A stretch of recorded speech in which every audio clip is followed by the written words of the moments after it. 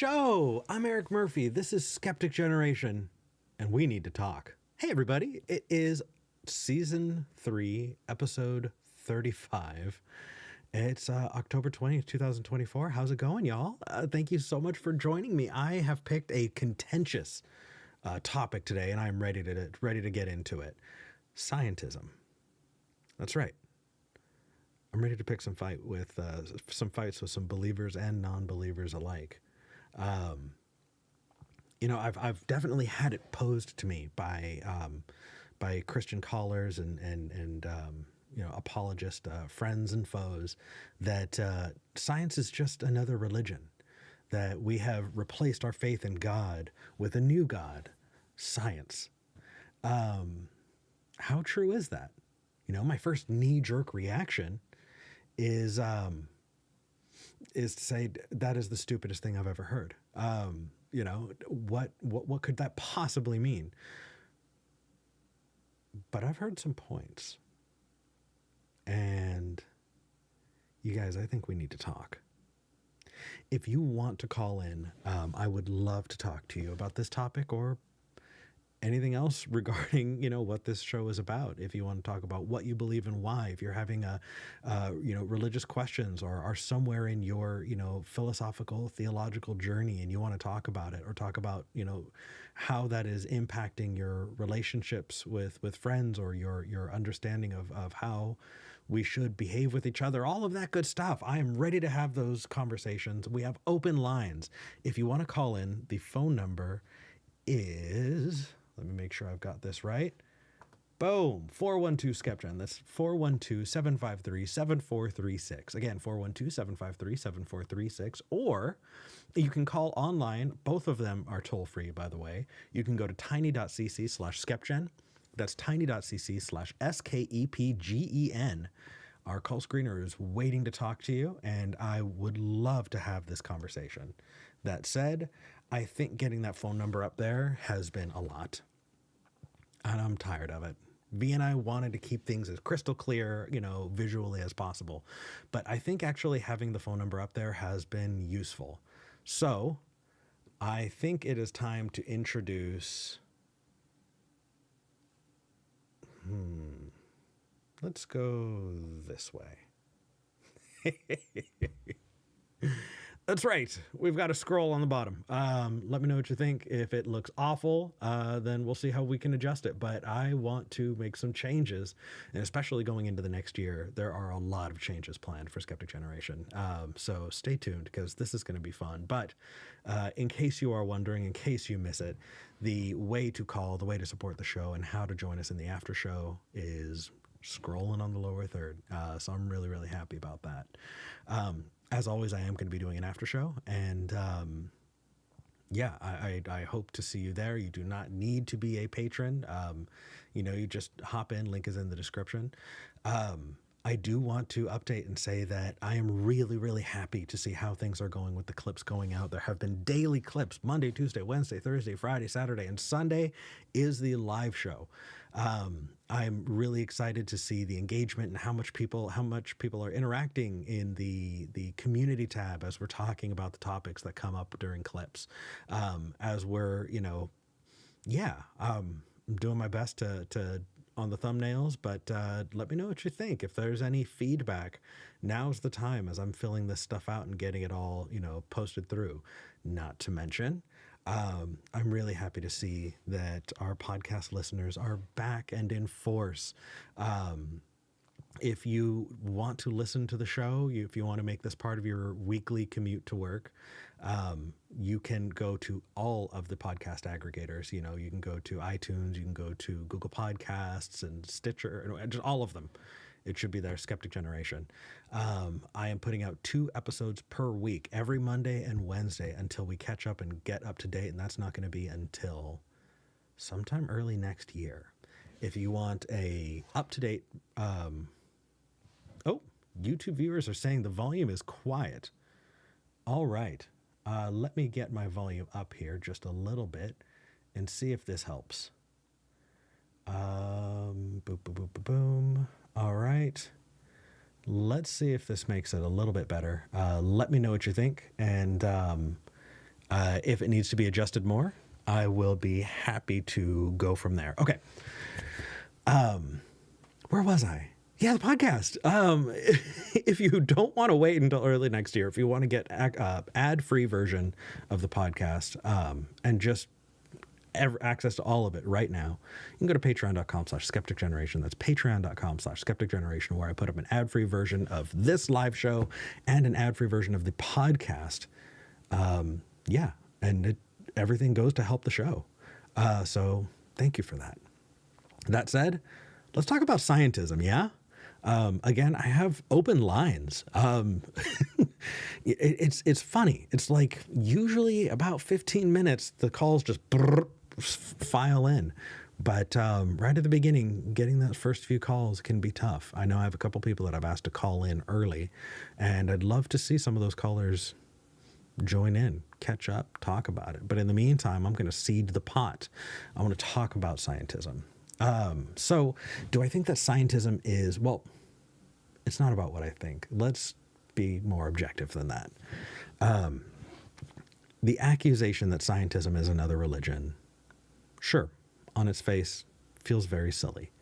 You know, religion has a core set of tenets. Most religions have a founding mythology, right? There's a supernatural aspect that people tend to inject into religion. There is, zealous adherence to doctrine, right? There are holy books. There are rituals. There are, leaders in religious communities that, well, does science have those things? I don't know. How much is that the case? I'm poking here. What do you think?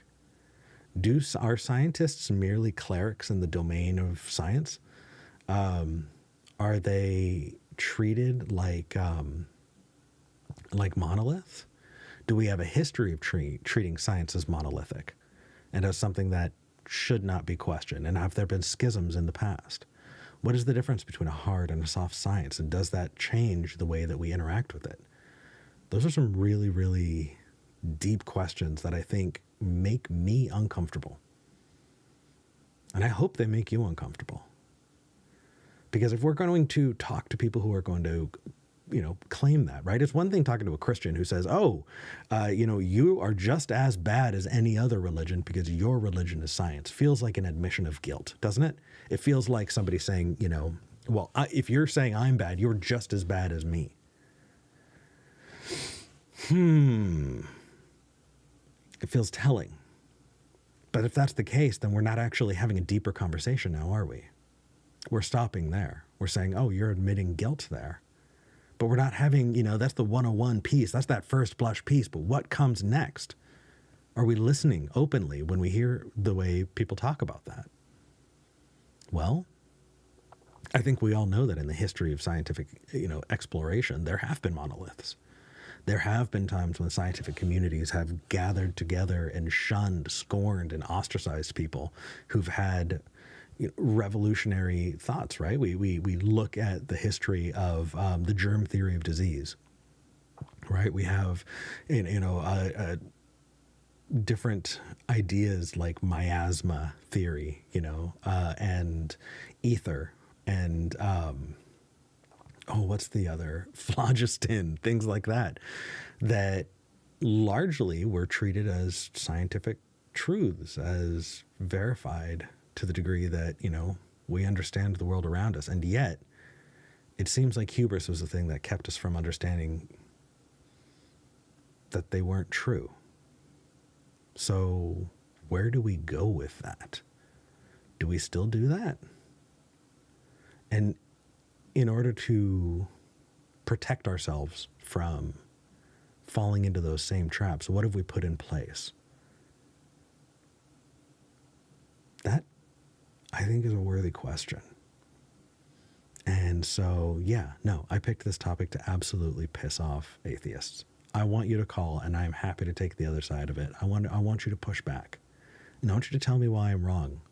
Why atheists, non-believers, are simply religious adherents, are just worshiping at the church of science.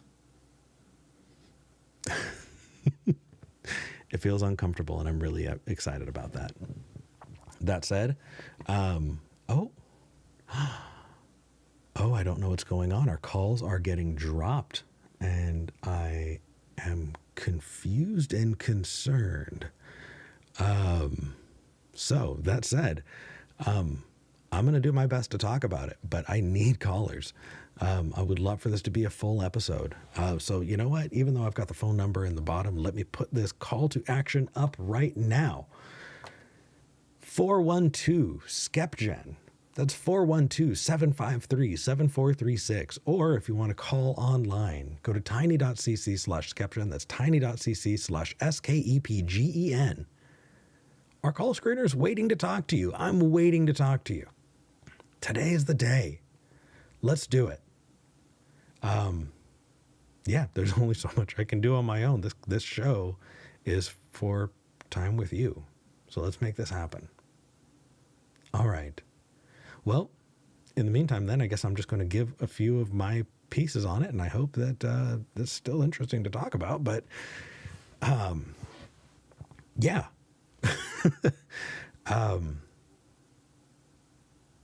I think that science is more than a methodology. It's an ideology. You know, embedded within, kind of scientific understanding is this methodological naturalism, this idea that the natural world is fully explained and can be explained by science. And to a degree, I've called myself that for many years. I've said that, hey, you know what?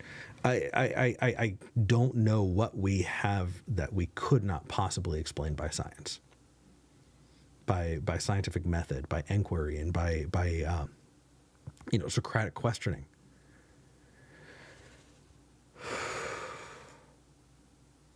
But is it? What about the difference between soft science and hard science? I know. This may seem like it is navel gazing. It may seem like it's way off and obscure, abstract, but it's really not. There exists a schism in the scientific community about what should count as science.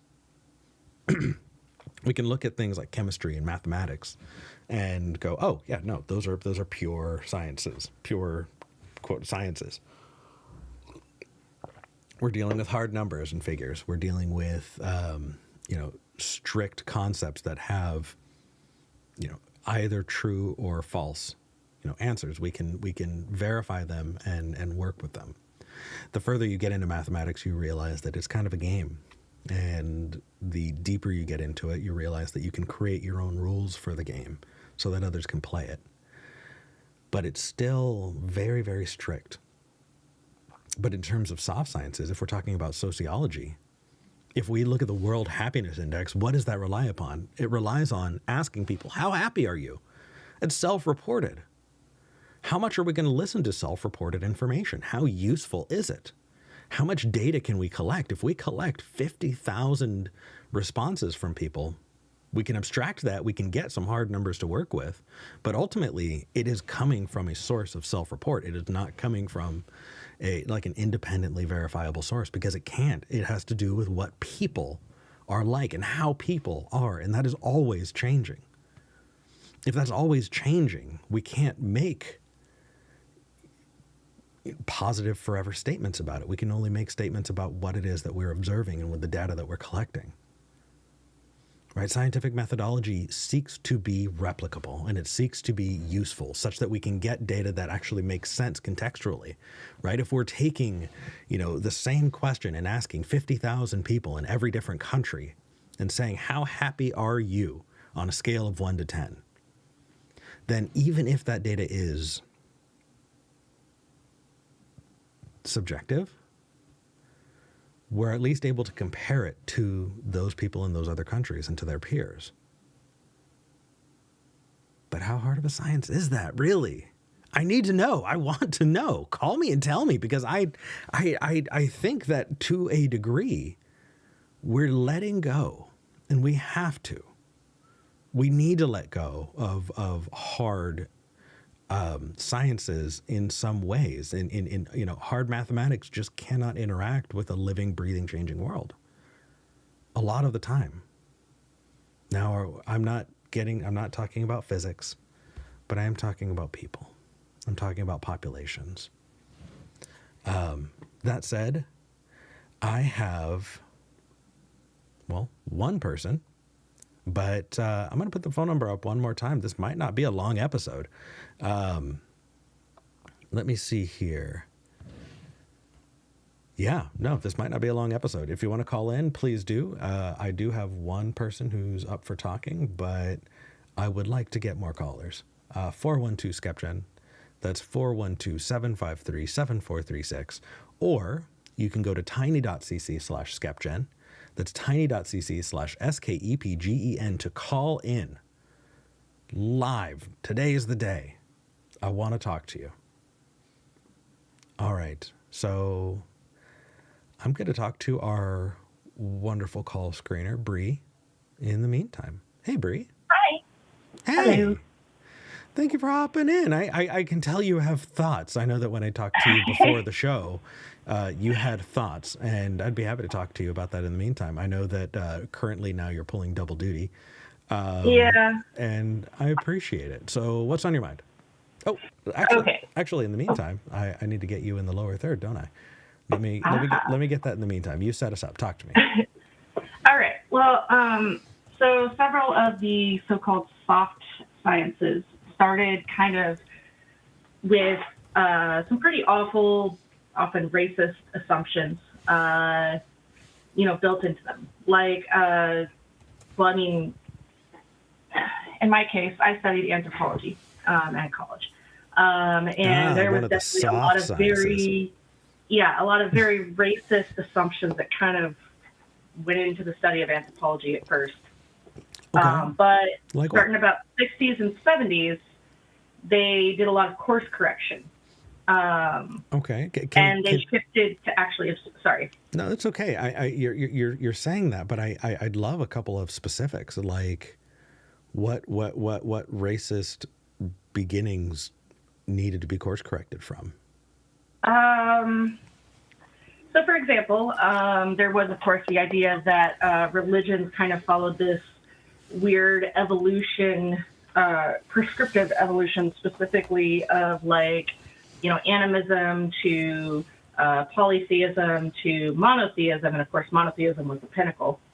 And of course, so that when they went looking for it, it was very much confirmation bias when they went searching for this evidence to support their idea.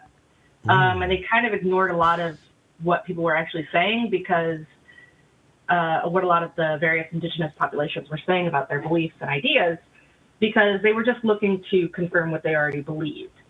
So that sounds kind of similar to Andrew Wakefield and how Andrew Wakefield came up with, his quote unquote, findings on autism in the early 90s. Yeah. Mm-hmm. And I mean, it's something that has been pervasive in a lot of scientific fields of study throughout history. I mean, there's also a lot of, yes, John, those are my pronouns. I'm sorry, I just saw that. But I mean, some fields have done better at course correcting and purging themselves of a lot of those assumptions, and instead actually looking at, no, we need to observe the actual data and actually listen to what people are telling us, as opposed to just projecting our own beliefs onto what they're saying and interpreting it through this idea of various racial hierarchies and stuff like that. This sort of assumption that all non-Christians, non-white people are barbarians or whatever, and they do barbarous things. It's no, they're not. You're just being racist, So honestly, that makes me think of what is it, Locke and Hume. The ideas of the noble savage or Yeah. you know, the inverse of that being this idea of a fallen man, right? The perfect human has fallen from grace, you know, and through the introduction of sin into the world is no longer capable, right? Is human, are humans inherently evil, or are, you know, less quote unquote civilized peoples inherently more barbaric?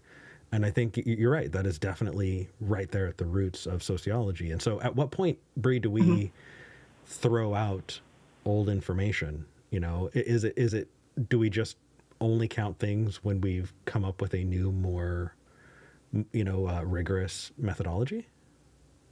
Well, I know with anthropology in particular, about the 60s and 70s, they really started doing a lot of course correction because people went into a lot of indigenous groups and stuff and recorded what the people were saying, and they were listening to them. And by this point, a lot of the anthropologists that were going to these places and talking to people actually knew the languages, so they weren't relying on interpreters, unlike some of the earlier people. And so they found that what the indigenous groups were telling them was not matching stuff that they'd learned in school.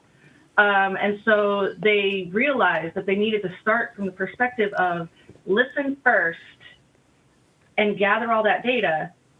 And basically, they realized that the beginning roots of anthropology were focusing a lot on they were starting with their conclusion and then trying to collect data to prove that conclusion, instead of starting with the actual data itself and then using that actual data to then form a conclusion.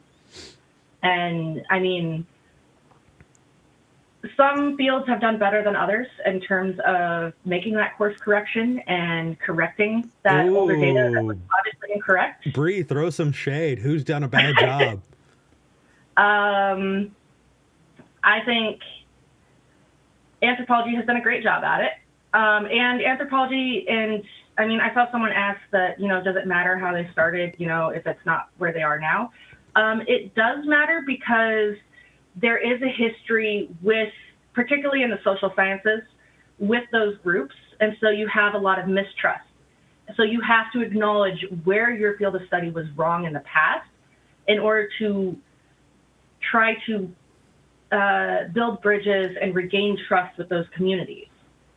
You have to own up to where you started and where the field was wrong, and just, you know, all that. Does that make sense? I'm sorry. I'm not sure. It does. I think that we definitely like the changes that we've seen when it comes to quote unquote the soft sciences in you know anthropology and sociology.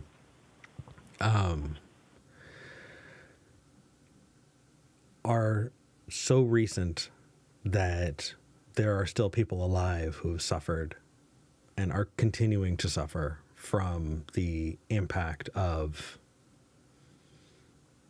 racism and shitty preconceived notions of different groups of people.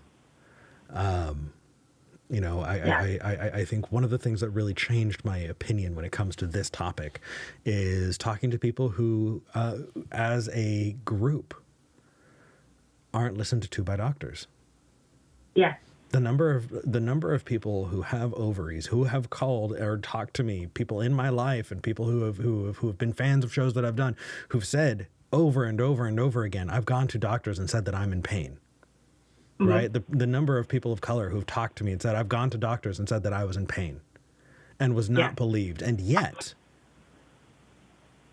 someone of the same, other demographic pieces, maybe same age, same level of maturity, but who are white, who are male, who have money, are listened to every time, are given more credibility. And yet we sit and we laugh at these mom groups on Facebook of people who are looking for alternative medicine. And it's not necessarily because they are deluded into thinking that, chakras need to be realigned, or that, they're hesitant and worried about, and distrustful of vaccines, that they have these conspiracy mindsets, when the fact is that there are a lot of people who are doing those because they don't have access to and are not getting access to actual medicine. Mm-hmm. Yeah. And they're literally trying to reach for anything that might work because they can't access the actual stuff that we know does work. And so we're finding ourselves, Brie, in a position where now we're pulled on both ends, wanting to support scientific communities and scientific innovations, while at the same time wanting to shore up the fact that those practitioners of science, right? Those doctors, those therapists, those ER, people are in many places doing wrong by the people who are coming to them for help. Yeah, and so it's difficult because getting rid of your own personal biases and assumptions that you have is extremely hard. Yeah. It's a deconstruction that the vast majority of people are just never going to do. And even people who deconstruct the God piece can take this structure of, I'm going to follow this thing because it leads me to truth. And I used to get truth served to me on a silver platter by God, by my church, by my pastor, by the elders, by those people who are supposed to be, the shepherds in the flock of the congregation, and moving that to science. Yeah. I think that is scientism. I think that the accusation that people give that we are somehow worshiping a new religion and that new religion is science feels awkward and it feels terrible. And we also see ourselves propping up systems that are not working in many cases, or are built on, just like you said, your example, right, are built on kind of self-fulfilling prophecies, bad methodologies. Yeah. Mm-hmm. And how unquestioning are we of it? How much do we like? I don't know about you, but if I hear somebody, a scientist, right, or a someone who is in a relevant field who says, "Hey, I have a PhD in physics and I want to talk about the asteroid that's coming to Earth," I'm going to get scared. Yeah, and so. Right, and we know that, like, there's a fallacy when it comes to an argument from authority. But what happens when those authorities are relevant, and how much? Yeah, go ahead. This sort of blind trust in it sort of, I think it's not helped by the mainstream. The various media news outlets and stuff, that because they never report on science very accurately in any way, shape, or form. And they're always like, oh, a new study found this. And it's like, well, you got to throw out a caveat that, one, it's one study. Oh, you mean you mean things like chocolate has been found to have cure cancer properties, that kind of stuff? Yeah, all kinds of, and it's, the science reporting in this country is absolutely terrible. And it's certainly not only in this country. I think that might be worldwide. But it's just, it doesn't help because it always shows science as this weird monolith. And that, oh, this new study, definitely proves this, whatever it may be. Oh, sugar's actually good for you. Oh, no, sugar's not good for you. And then, so it makes it more difficult, in my opinion, to parse out, what actual consensus is and what makes for a good study and what isn't. And a lot of that goes to just simply the terrible science education in this country. And I guess, no, it's okay. I think that I want to zoom out more, though, because we have a lot of international viewers. One of the reasons why this show is as early as it is because we have viewers all over the world. It amazes me, the number of people who watch from from Europe, from South America, from Africa, from Australia, from Japan, from the Philippines, China, Indonesia. The just watching the demographics and watching the downloads across the world really blows my mind. And so I would love to get some input from people in other countries as well, right? We're talking about the impact of a poor scientific education here in the United States. Yeah, and I try to be careful not to generalize too much outside of, like, because I don't know what the science education is in other countries. Mm-hmm. And of course, that's going to vary a lot across, like, well, everywhere. But I know what the science education is here in the United States, and I know that it's not good. And I know that that's part of what leads to these sort of weird articles about various scientific studies, and it's, yeah, I don't know. But I mean, we can all think of some weird one-off study that got reported as new absolute fact and everyone should change their diets or behaviors and stuff. I mean, that's why I'm not being super specific, because, like, I know that we all know of those examples. True enough. True enough. Before we move forward, I do want to put the phone number out one more time. I know I'm dropping it a lot, but I'm wondering if there's an issue with Call In Studio.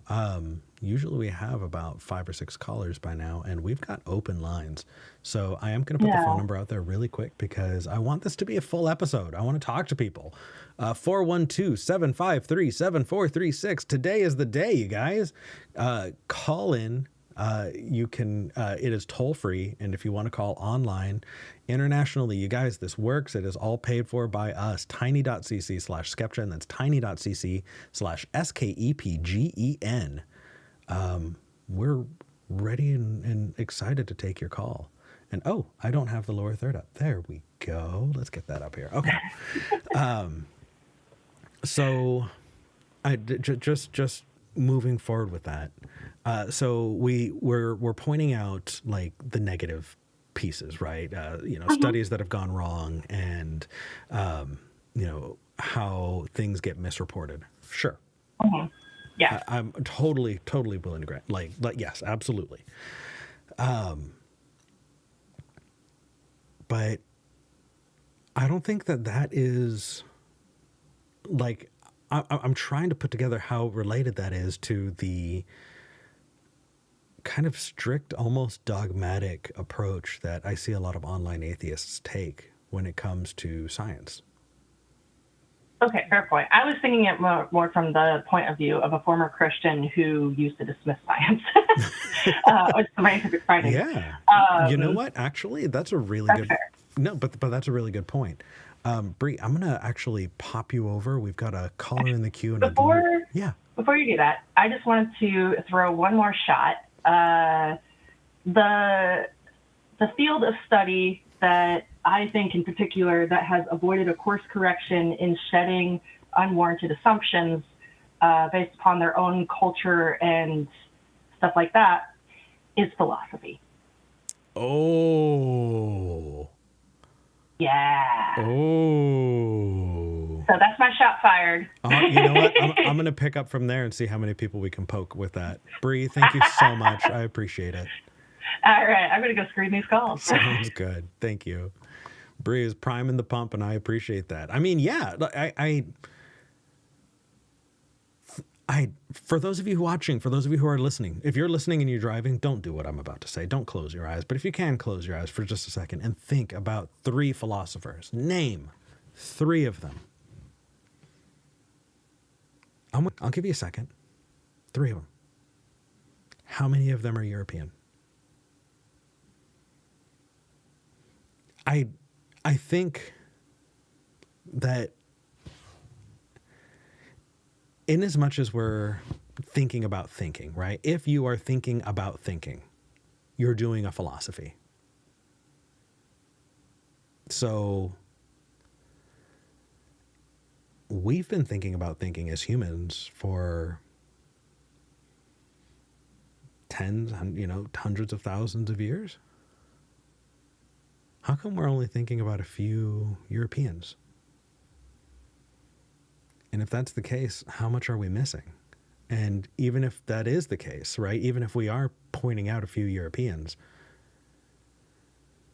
does that invalidate philosophy? What do we need to take into account with that, right? I don't know. But yeah, no, I do, want to kind of lay the groundwork there while these people get call screened up.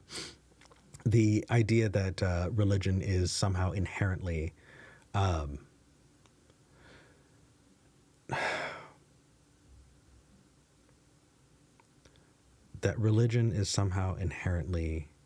in an adversarial relationship with science frustrates me. And I wish it weren't the case. But it was. It is. It is in my life. The last time I ever spoke to my pastor, I know I've said this on the show before, but the last time I ever spoke to my pastor, I said, I'm an atheist. I want to talk about building community, that can be interfaith, that we can, work together, that atheists can be good without God. I want to, open that door. And my pastor said, this was before Stephen Hawking passed away. He said, there's some famous scientist, Stephen Hawking. He said something a few months ago, and he was wrong, and everybody laughed at him. So it's obviously not something you should be putting your trust in. Yes, he was treating science as a monolith. And he was also comparing religious leaders to Stephen Hawking.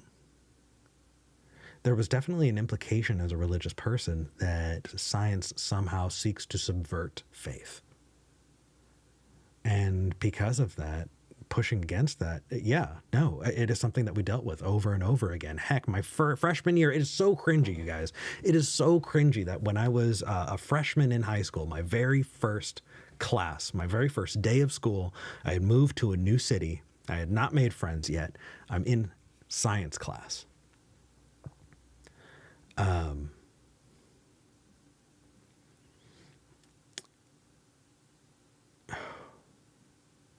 No, it wasn't the first day, but it was further in. I have another first day story, but I apologize. I mixed those up. But it is my freshman year, and we get to talking about earth science.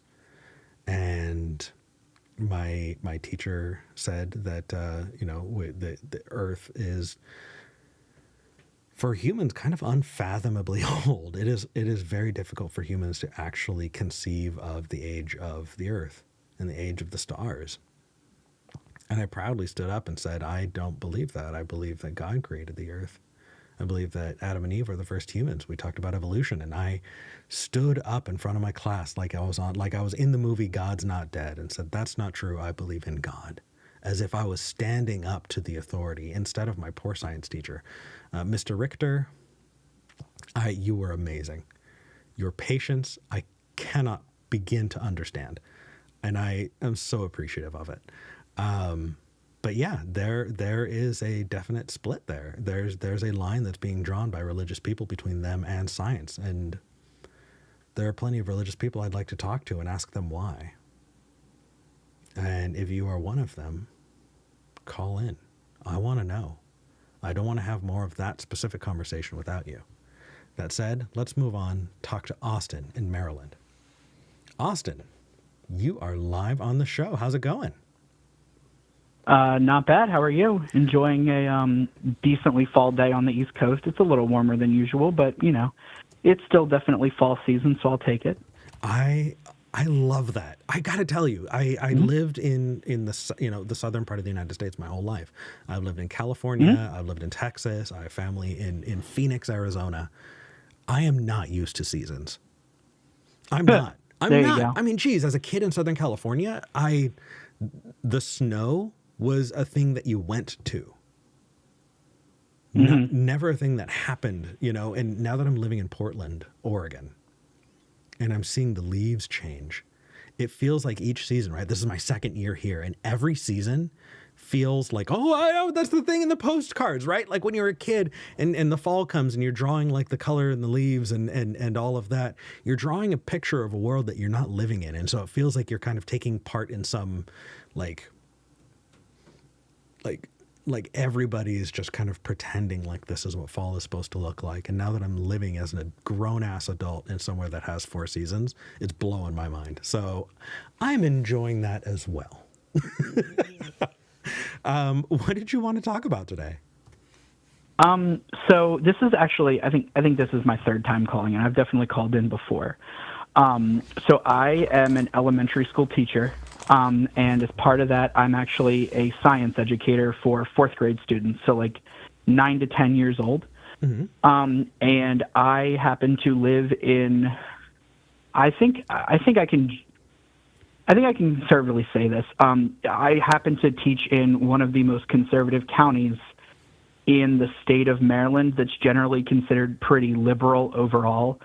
Yeah.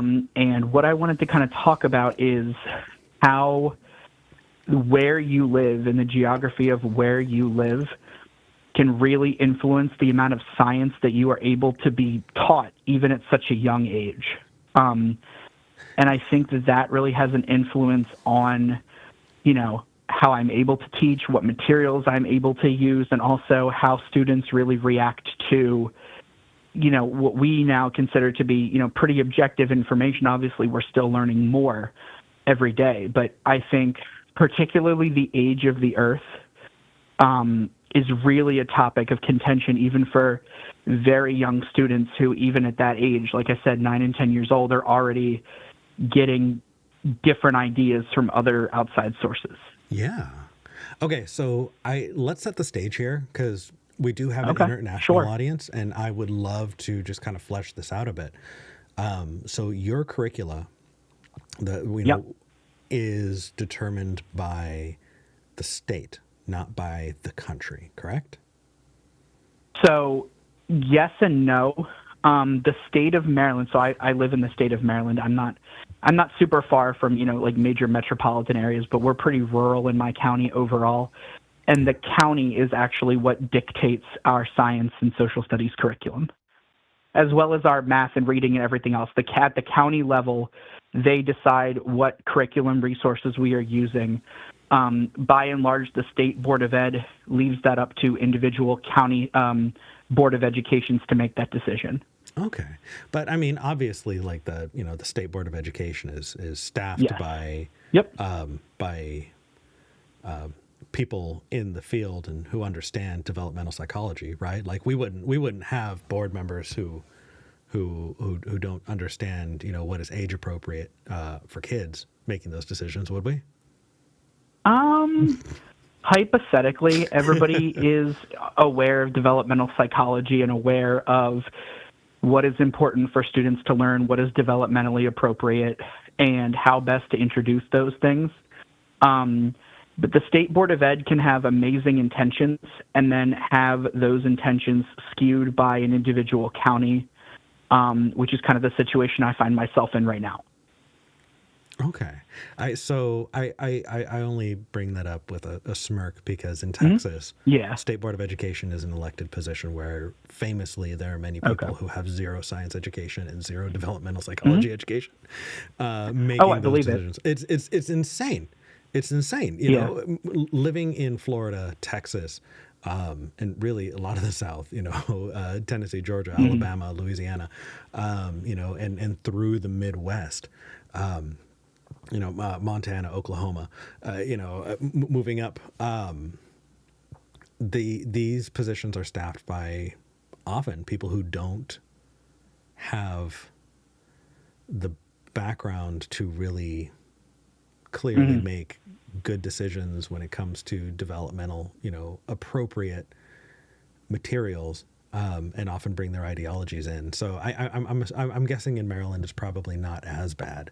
But even on the county level, like, okay, so you're in a blue state. How's the county impacting the way you're able to teach science to kids?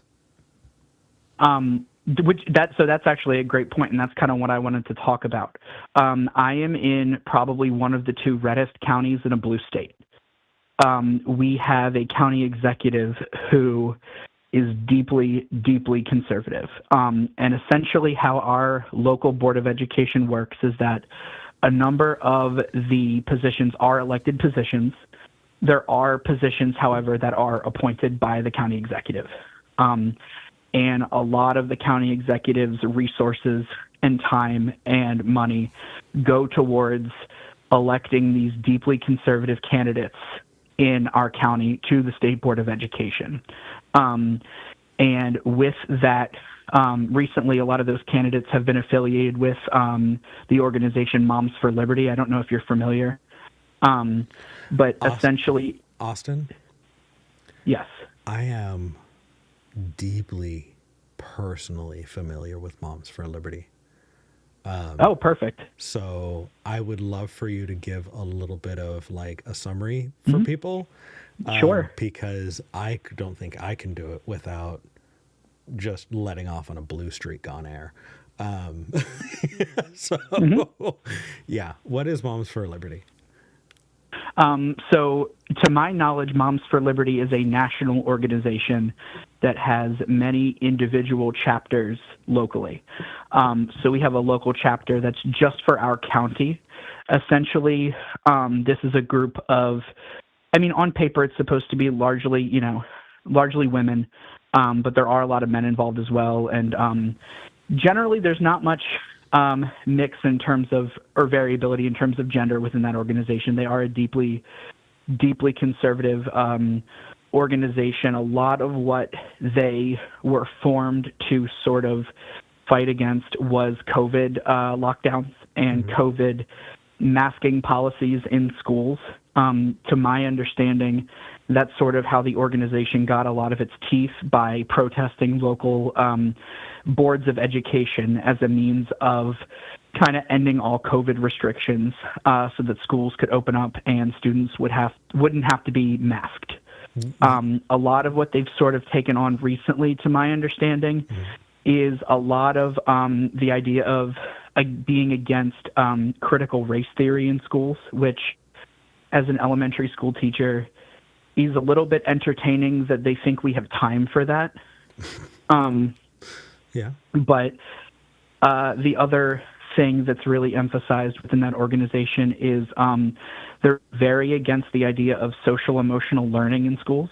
So teaching kids like coping skills and strategies for stress, anxiety, and just in general, like, how are we feeling, and, is that okay to feel that way, and who can I go to when I feel a certain way? And Before, and yet, go ahead. I'm sorry. No, that's okay. I'm just I'm getting pissed off just thinking, because like they're okay with Mr. Rogers, and Mr. Rogers Correct. was the face of that. Yeah. And also I feel like you're being very generous, and I deeply appreciate that. So let me be a little ungenerous. I'm trying to be as objective as I can. Cool. Yeah. You be objective so I can be an asshole for just a minute. Moms for Liberty, in my experience, has been, if not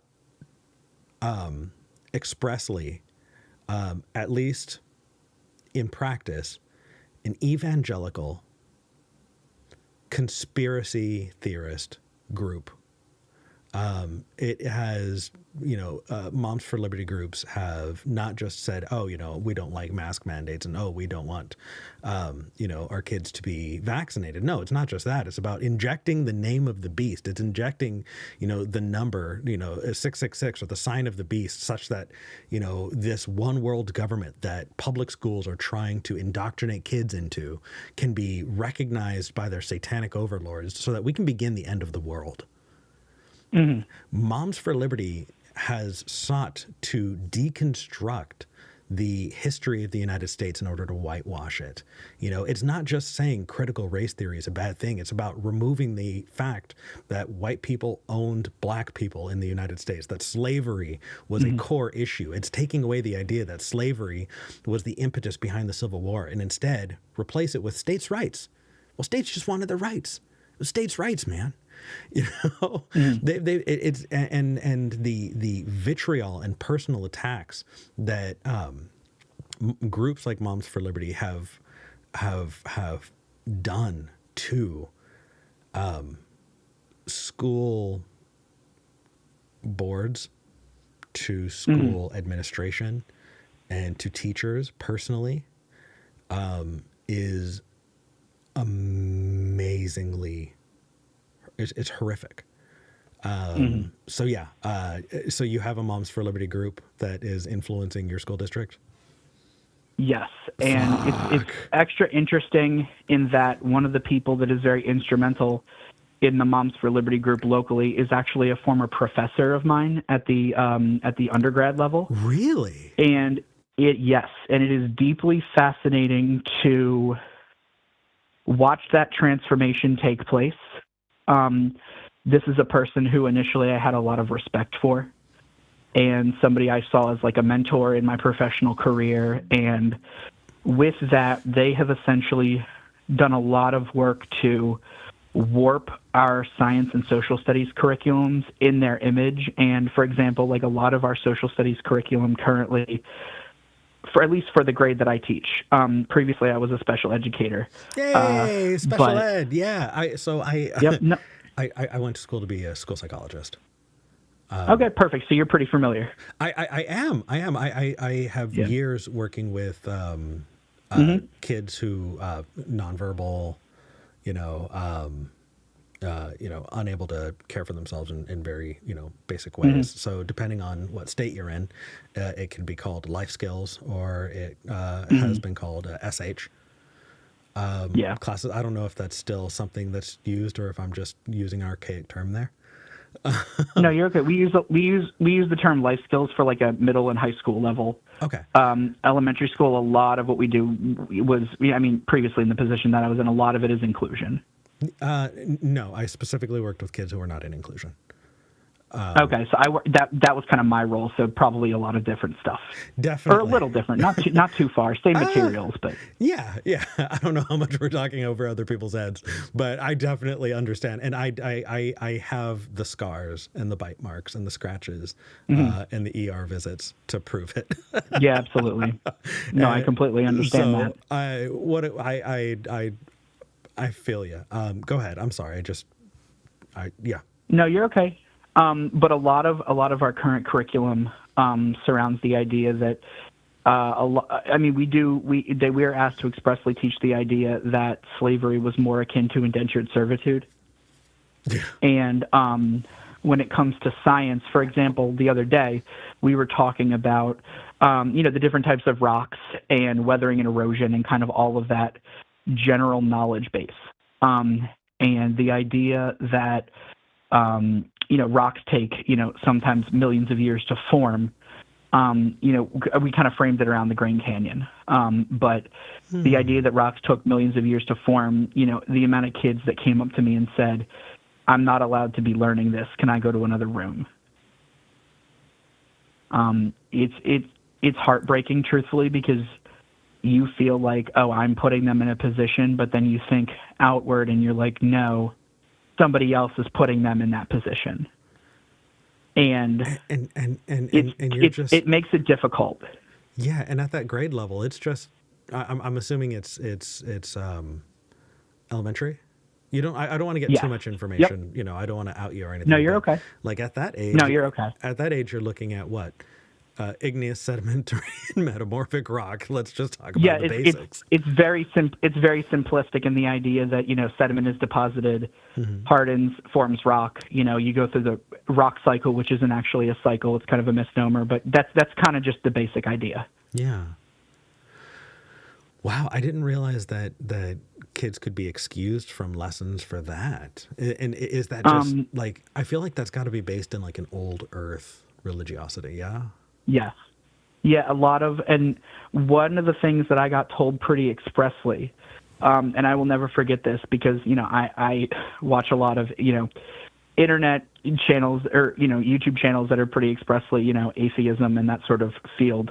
And also, kind of the field of, just science in general. But having watched a lot of Apologia, truthfully, not to name drop another channel, but it was very interesting for a student to come up to me and say, well, that's not what Ken Ham says. So I do want to I want to address two things you just said. One of them is the whole not to name drop on another channel. I know that other channels like to pretend that other channels don't exist. I think that is ridiculous. You can absolutely name drop other channels. You can absolutely talk about. No, I apologize. No, I don't want. I want to support that. Bringing that stuff up is totally okay, and I'm very, very much. You know that saying, "A rising tide lifts all boats."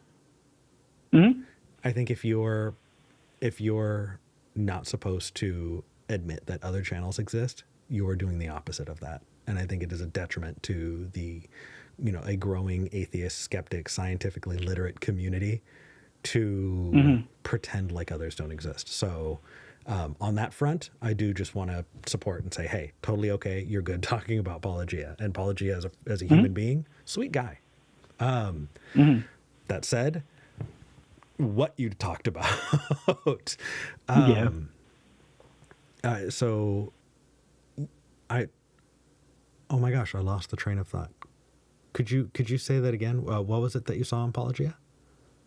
Just the idea of, he does a lot of discussion around Ken Ham and, it's not creation science evangelism, like the Ark Encounter and that whole organization. Yeah. Doesn't Answers in Genesis, that's the name. AIG. Doesn't he still do a segment called Ham and Eggs? Yes, he does. I think it's been less so because Ken Ham actually doesn't really do the show anymore. I think he's largely stepped away, and they have a different president now. I believe the situation. Yeah, Answers in Genesis, for people who don't know, is a absolutely wild young Earth evangelical organization that is founded and based out in Kentucky. They created a museum called the Creation Museum, where they depict humans living along with dinosaurs in a young Earth, a complete revisionist history of how the Earth, would have been if it was created by God, and that Adam and Eve were the first humans, and all of that. It's like the Flintstones, and it's amazing. And they wound up being able to secure a lot of state funding and private funding to create a large, quote unquote, life-size ark. They call it the Ark Encounter, and it is a Christian theme park that they have fought to get public schools to take kids on field trips to, and it's been a thing. I've actually spoken at the Ark Encounter protest that's put together by the Tri-State Atheists group, and I've emceed their Ark Encounter protest several times actually, so I'm deeply familiar with them. Yeah. Okay. Sorry. Just more. No, you're okay. More But yeah, no, it's at one very particular time, I got a student who came up and says, this is not what Ken Ham says, essentially. And in that moment, as a teacher, you don't want to necessarily devalue, because like I said, I grew up in a deeply evangelical household. Like I understand that disconnect. You don't want to put down the child. You don't want to tell them that, they're wrong, or what they've been taught is necessarily wrong, despite your personal belief. But, the way I usually frame it is just the idea that, science is continuing to learn. We need to make sure that we're continuing to ask questions, and we're continuing to explore new ideas so that we have as much information as we can. And that's kind of how I just frame it for that age group. But it's not necessarily something we get where students are excused from lessons. It's just kind of students being told that, if that's what somebody is saying, you need to ask to leave, or, you will, get bad information or whatever. That's insane. I really, really appreciate that you are doing your best, though. It takes, Austin, it takes a good heart to have the patience to do what you're doing and to do what you've done. I appreciate that. Thank you. I appreciate you. And if you ever want to lose a little bit more faith in humanity, I know and have I'm close with a lot of people who were homeschooled in, evangelical Christian communities. And if you look at a lot of that curricula, specifically the one that comes to mind is called ABECA. My wife was homeschooled using a Becca. You know exactly what I'm talking about then. My wife and I started dating when I was in high school, and she was, the equivalent of homeschool, doing high school. And her science textbook was utterly fascinating to me at age 16. Isn't it? So from what I've gathered around it, when it comes to science and science education, it's very, very dry, and it seems to be made specifically to disincentivize kids from getting into it. Instead of doing cool and fun science experiments, it's more like, here's the periodic table. Let's kind of focus on the math and the chemistry and not talk about the fun stuff, earth science. I don't know how much you watch other call-in shows or Secularity. I do, yes. Yeah. Elliot and I, one of the first things we connected with was a childhood love of rocks. Not being able to instill that kind of joy of learning and discovery is heartbreaking. I wish you the best. I appreciate that. We're just kind of doing our best. Yeah. Out where I am, and some people are totally okay with what's happening. A lot of teachers you find are totally okay with what's happening. And that can be the worst part, because you feel very isolated in terms of, what you're able to discuss with colleagues. And, I'm pretty neck deep in Trump country, but it's pretty isolated in terms of just the county. You cross the county line and it's very different. Yeah. I will tell you that I stopped going for my degree in simply because I was told that I would be unhireable by a school district. I was living in Texas, and I had been doing atheist content for a while. And once the first clips came out that were over 1 million views, and it was easily Googleable, I was told that there's no way a school district would hire me. Yeah, I appreciate you kind of protecting the whole anonymity concept, because right now, because of the teacher shortage, I doubt that they would actually retaliate much where I am. Well, and you're not tearing up Bibles. Yeah, no, that's true.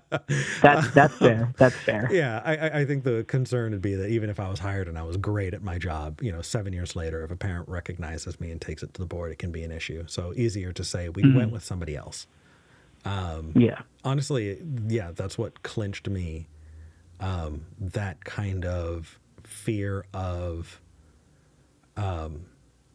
retaliation by religious zealots is what pushed me into being a full-time content creator, YouTuber, podcaster, instead of working with people like you, developing an ed plan, diagnosing kids and work and, helping work with the team on putting together something that's going to be best for those kids' needs. So, my heart goes out. I appreciate it. I definitely wrote my share of IEPs. Yep. And I would be doing that with you too if this whole YouTube thing hadn't come around. Absolutely. So, Austin, I appreciate you, and I love that you called. Thank you for kind of sharing some insight, and I'm sending you a hug. I know it's from the other side of the United States, but man, I really appreciate you. Thank you very much, Eric. I appreciate it. Take care. Take care. Thank you.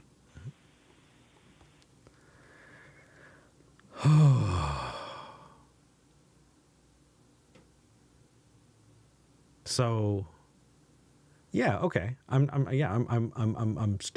still on that whole, scientism topic. But I don't think people like Austin are religious adherents to the cult of science. Is it my perspective? Because I think that people like Austin are doing their best, and I sincerely appreciate it. And it's frustrating. trying to have this conversation in the face of the very real impact of conspiracy theorist, fundy, just assholes, makes it difficult. I don't want to invalidate the people like Austin who are doing their best to be science educators. While at the same time, I want to call out people who are treating science as a way to pretend that they still have all the answers. Anyway, I want to move on and talk to David. Before I do, I'm going to put the phone number out one more time because I want more callers. This is fun. I'm having fun with this. 412-SKEPGEN. That's 412-753-7436. Or you can go to tiny.cc/SKEPGEN. That's tiny.cc/SKEPGEN. Call online. I have a call screened and ready to go, but I would love to take more callers. Right now, let's talk to David in Missouri. David, you're live on the show. Hey. The mood, my dude. What is your mood? My mood is tentative. I don't know. I feel like I'm kind of walking a razor's edge. Like I want people to think about this whole accusation of scientism, and at the same time, I don't want to like invalidate people who are doing good work, and I don't want to create room for, you know, people like Moms for Liberty, you know, from that last call. But I also, I want to push back, and so I feel like I'm kind of walking a line. What did you want to talk about today? You're underestimating fascism. That is its purpose. It's to bastardize said information. Did you say fascism? Yes. In general. Like, we could take the Nazis, for example, and their obsession with ancient Roman culture and whatnot, and, well, I guess you could say Nordic culture, too. But they just take it and twist it in their own way. It doesn't have to be accurate. It just has to stimulate emotion. You know, I think that's true, too. It's the argument of feelings don't care about your facts. But it's usually dependent on environment, in my opinion, that's sustained. Because independently, you can't, like, let's say you take somebody out of that cult mindset, place them in reality. They can't, it's not applicable to believe that,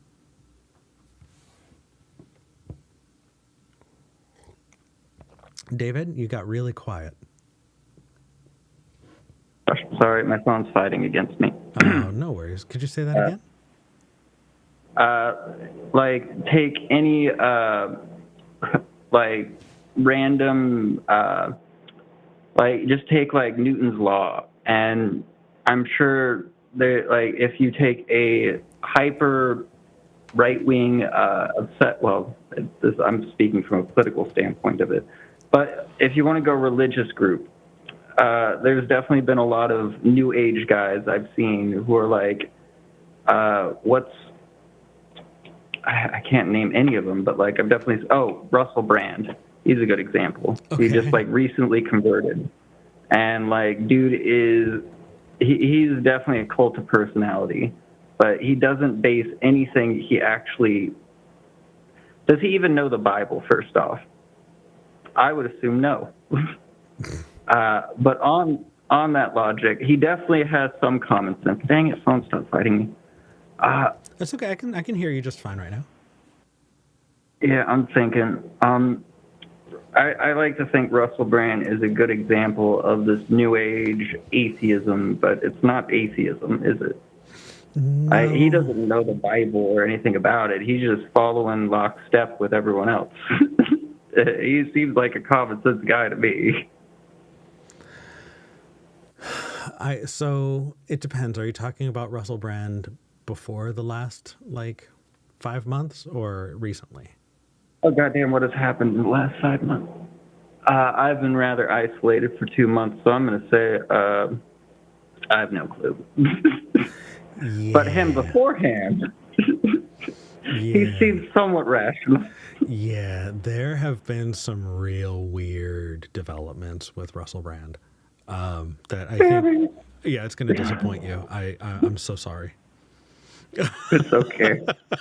Things are changing real fast now, and that just makes me laugh a little bit. It's like, oh, dang. You think you know somebody, huh? You really do. You really do. But it just means more that you need to be very tentative with the people that you look up to. You know, you never know. You never know. That said, I appreciate your input, but you called because you wanted to talk about being an atheist in the rural Midwest. It is very insular out here. Yeah. Depending on what, like, yeah. Give me some details. What's going on? I mean, where I live, you could call it a purple dot and a sea of red. Okay, so like Austin, where I used to live. Yeah, it's not bad, but like more people run away from here than like stick around. I had a friend, the 3-week friend. He was wanting to become a Twitch streamer, and I was like, yeah, not a bad idea. But he ran away from the city because like it was just so always a mixed bag. He was a trans individual, and he didn't receive a lot of. It was interesting. It depends where you go. But the problem is if you leave here, there isn't much like it isn't really better anywhere you go. Like you literally have to go to the coast to actually find kind of like just acceptance. And that's the weird thing. So is it like I know you're giving me kind of a summary, but I love some kind of details to sink my teeth into. I know that in Austin, in Texas, there were some details about living in a very, very, red state. Oh, I mean, like there's definitely communities and like for LGBT and whatnot to like kind of gather together, whatnot, socialize, have community, be just together really. But like the farther you leave the city, there isn't really that because population density is less and less and less. And I mean, LGBT is a minority, so. Yeah, and I'm sure being an atheist is as well. Yeah. Yeah. And yeah, that's the interesting thing. I will say there is a bit of a correlation between the LGBT community out here and also atheism, because they're both really accepting of each other, ironically. Who knew? I'm happy to hear it. I definitely, it's definitely a good example of, when you're talking about intersectionality, people go, oh, well, when you're talking about atheism, you shouldn't be talking about, things like LGBTQ, groups. You shouldn't be talking about, racism and all of that. But like where we intersect, we see in each other, we see in each other what ostracization people are going through. People can get kicked out of their families and shunned from their communities for both of those reasons. So what specific difficulties are you dealing with?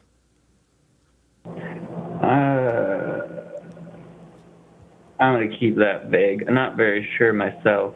Well, I'm an interesting individual, not very sure what's going on with me right now.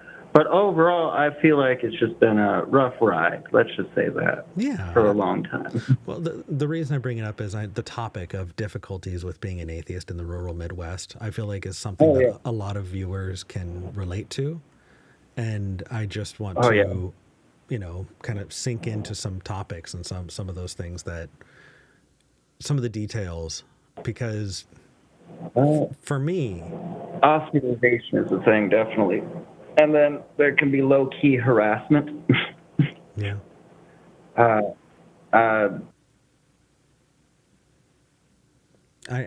think that which can reinforce certain things. Yeah, I think that in liberal communities and in blue states in Europe, and in populations where you have, you know, kind of a diversity of people,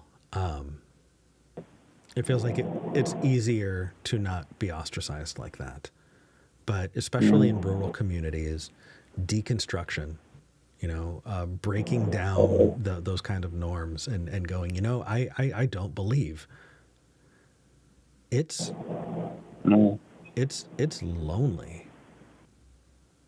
And I feel like it's something that I feel like it's a path that a lot of people, especially in rural communities, walk themselves. You know, I remember when I used to work in the atheist community of Austin, there were people who had kind of, you know, deconstructed, and every single person kind of invented non-belief because they didn't have a touchstone. They didn't have people to talk to about it. And so asking questions like, why do bad things happen to good people? It wasn't something that is a time, you know, it's not some old canard. It's not some, you know, horse that's been beaten to death and is still being beaten. To them, it's something that they came up with on their own, you know, and there are people who would come in and say, you know, I deconstructed and I think that I should write a book. And the reason so many people want to write books about their deconstruction is because they had to do it on their own. They invented it themselves. And so walking away from that was something that just felt isolating. And, you know, one of the big reasons why I started making content like this and started having these conversations is so that people don't feel as alone. But I know that I've felt very lonely in it. And I've spoken to many people who are I care about very much in my life who had to deal with this kind of by themselves. And if you're one of those people, I'm glad you found the show.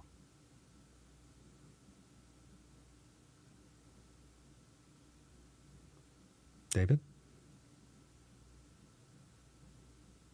Uh-oh. I might have lost David.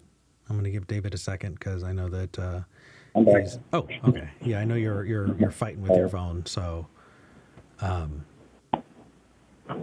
but I wanted to give you a chance. I don't really have a community out here in general, but I do appreciate shows like this. They have seriously helped out. I'm glad. I do want to give you The Lion Skeptic Generation yeah. might be in a bit of a fight with them. I'm not 100% sure, but they're chill. Well, and I appreciate them. I do want to give you a little bit of hope here, and that is that the most vibrant, non-believing communities that I've ever interacted with actually come from rural red states.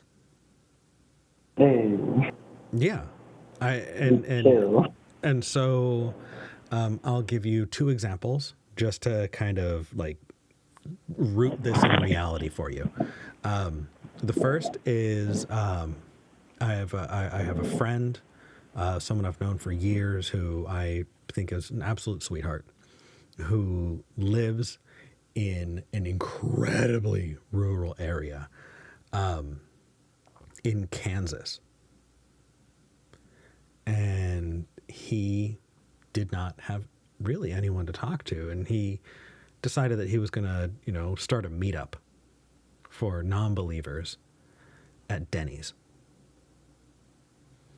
And he didn't know how many people were going to show up. And about 4 people, I think 3 or 4 people showed up on the first time. And it was just people who were happy to meet each other and have this in common and be able to talk about it. And then the next time, a few more people came. And after a few of these meetups, he had a realization that, you know, there's some real trauma that is kind of a through line between these people in this rural Kansas community. You know, and by community, I mean it kind of broadly, because people had to drive, you know, into that town, right? Like they needed to make their way there. It was not close.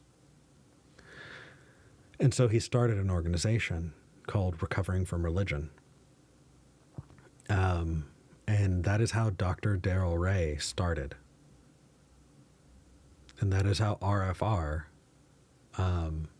an organization with an amazing amount of resources for people who don't believe, and provides a lot of peer support for people who are going through rough kind of crises in that way, started because he created a meetup at Denny's in Kansas. I have another friend who started a meetup in Kentucky, and he was very, very frustrated. And he and his wife and some friends that they'd wound up kind of forming together this little skeptic group that kind of did meetups and in the same way, right? It was this small group. And one of the things that frustrated them so much is that their kids were being influenced by a group that got brought up earlier in this episode,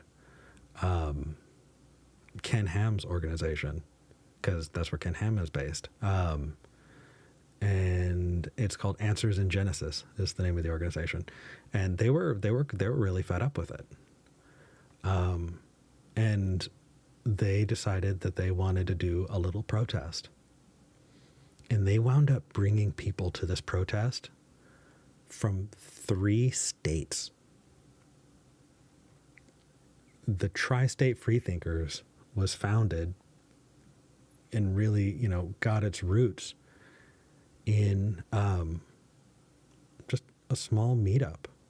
And it wound up becoming a powerhouse organization that has done a lot and has made national headlines eventually. They're the ones who were there protesting on the day that the Ark Encounter opened. And, if you saw the headlines, the genocide and incest park, they really did a lot of good. So if you're able to, why don't you try starting a meetup or see if there are any meetups, in a nearby town, because it's kind of amazing what people in rural conservative communities are able to do when they find each other.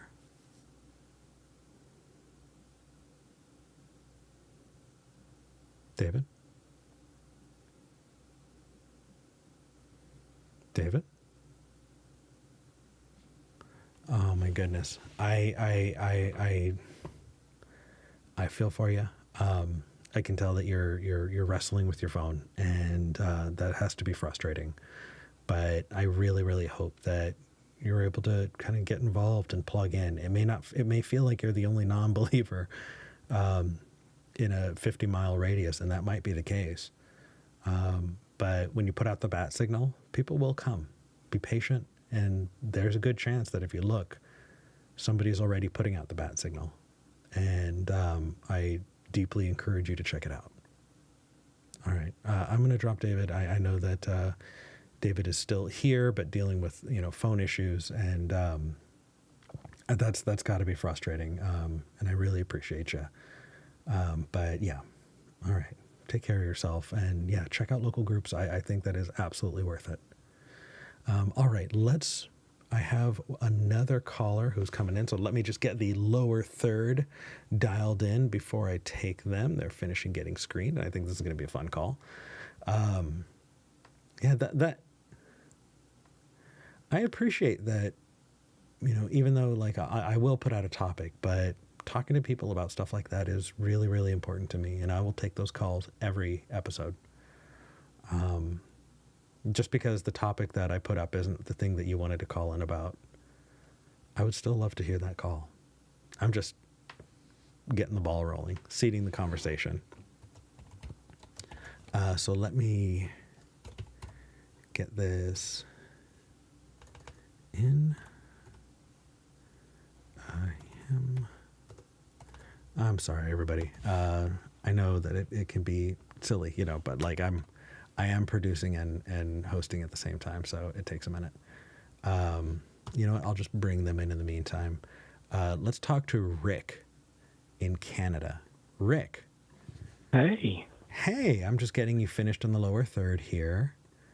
What did you want to talk about today? Yeah, so I kind of want to stay on your topic there. You're the whole idea that I think atheism uses science as kind of a religious doctrine of sorts to kind of push things out. Interesting. And I think that science actually, like when you investigate science, I think it actually points to a creator a lot more than they let on like. But I think atheism has kind of used it as a guise to eliminate creation from the topic. Interesting. Okay, so this is a religious. You're a religious caller, and Yes. Okay, cool. I'm glad. Rick, do you know I have been trying to like not misrepresent Christian views, hoping that somebody can call in so I'm not straw manning you. Yeah. No, I appreciate it. I'm sure I frustrated you to the death, but hopefully I'm frustrating everyone. So You seem like a decent guy. You don't really frustrate me. I understand we have differing opinions on things, but we do. Yeah. I there are so many things here that I would love to kind of interact with. First off, Rick, how dare you call later in the show? I would have talked to you for most of the show, damn it. But I'm going to I was driving. I was trying to get home. Okay. Yeah, I want you to be safe. That's fair. Okay, so that said, first off, I kind of ask, do you view science and religion as opposed to each other? Like just inherently? No. I think science and religion are they complement each other. I think in every field of science complements the idea of creation and supports the idea of an intelligent design. But I think that the mainstream atheistic or secular narrative among science has kind of upheld one model and pushed our model out of the way, and then everything is getting force-fed into one single model, and I think that is very biased in the field of science. Interesting. Okay. Well, I have so many places to go, and so I'm trying to pick a place to start. I know that the most productive conversations are one where we kind of pick one piece and dig in. And there's like a smorgasbord of things to pull from here. Oh yeah, big time. So let's kind of bring this down to ground level a little bit first. I think that it's a bit of a stretch to say that every field of science points to creation, because creation is an idea about how everything started, and not all fields of science even have anything to do with the beginnings of life in the universe, right? Well, yes, yeah, for sure. But I think that when we're getting into science, obviously there's a lot of things in science that are a mystery, right? And rather than saying, therefore God did it, or therefore, the atheistic model like evolution or whatever did it, I think we should find some common ground and actually look at the evidence for what it is and think, as an example, like when you look at something like DNA, right? Mm-hmm. The more we get into these cells and DNA, we see that there's this very sophisticated coding that is actually a blueprint to self-make itself. And then when we look in the natural world, we don't ever see an example of anything like this.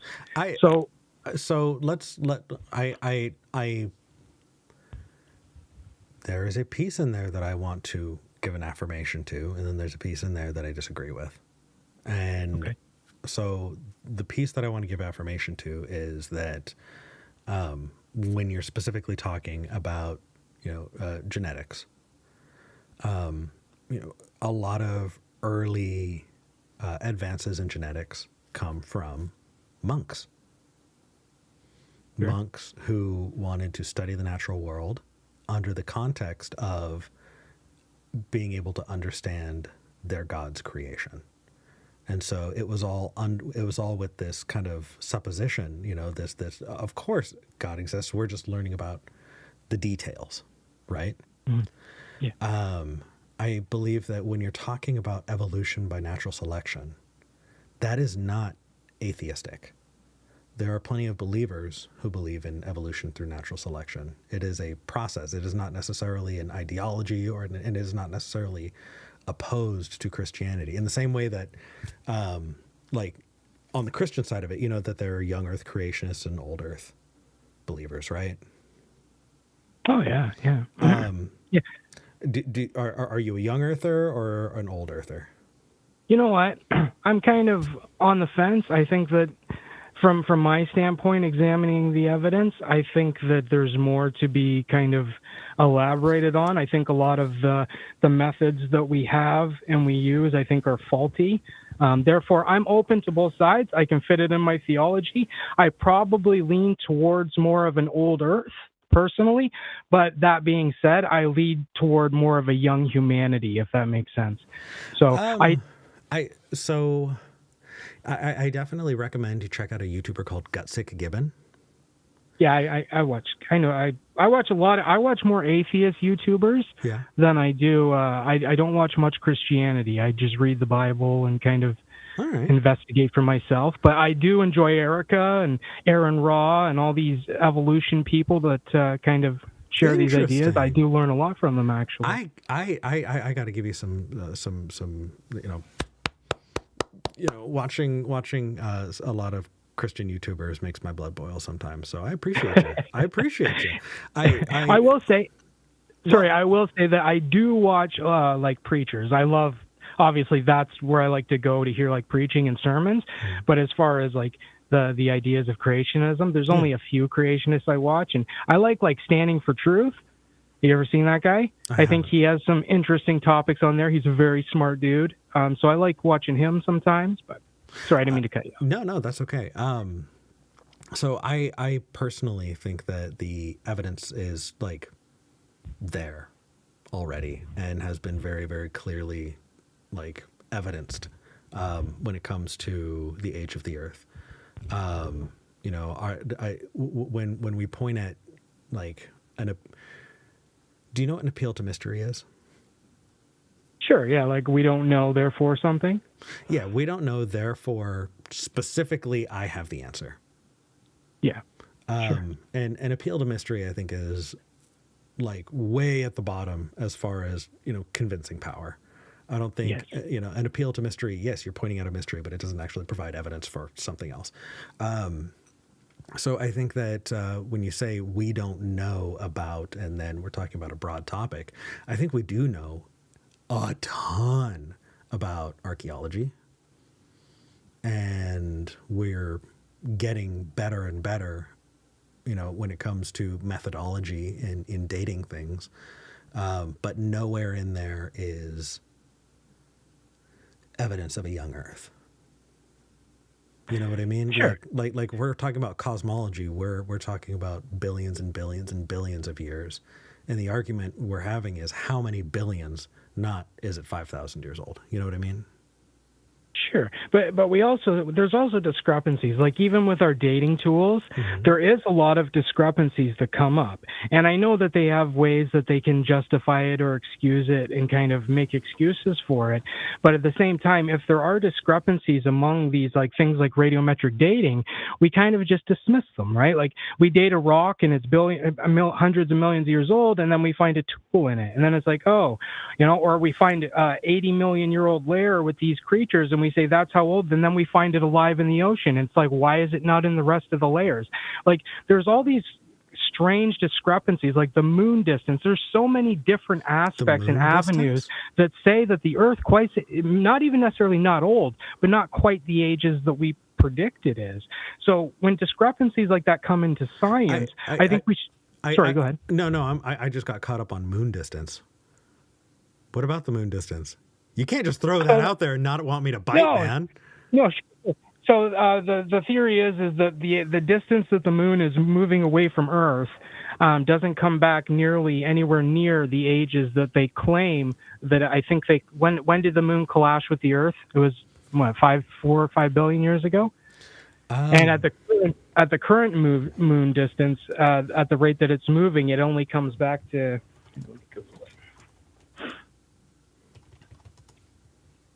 4.5 billion years.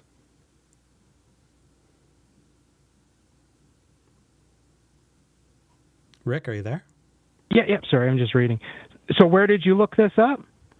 NASA. So what rate is it moving? So the piece here though is, let's say we're off by 500 million years, right? If Okay. we were off by 500 million years, that's still 4 billion years ago. And so Sure. And like, but that's sorry, Eric, go ahead. no, go ahead. So, but yeah, so that's assuming that it was a constant distance, right? It's like same with the tectonic plates. We're assuming that these are constant rates, and same with radiometric dating. We're assuming that these are constant rates. But then you look at something. Okay, so that's interesting. I'll actually bite onto that. I think we can have a conversation about that specifically. The inconsistencies thing feels like an appeal to mystery, and it doesn't hold a lot of water, but the constant rates thing, it really interests me. So do you think that the forces of like physics could have changed? I think there's atmospheric things that could have been different, as well as if the moon was closer, that's going to change our gravity and our physics as we know it. It's same with, like, as an example, carbon dating. When you deal with the radiometric datings, it's a constant rate, and they say that this is like set in stone. But then all of a sudden now, because of man-made emissions, they're saying that carbon dating isn't going to be valid in a decade or two because of the emissions we're pumping into the atmosphere. So they're acknowledging that environmental changes can affect our ability to get correct dates, but at the same time, they're saying that it's constant in the past and there's no reason to think otherwise.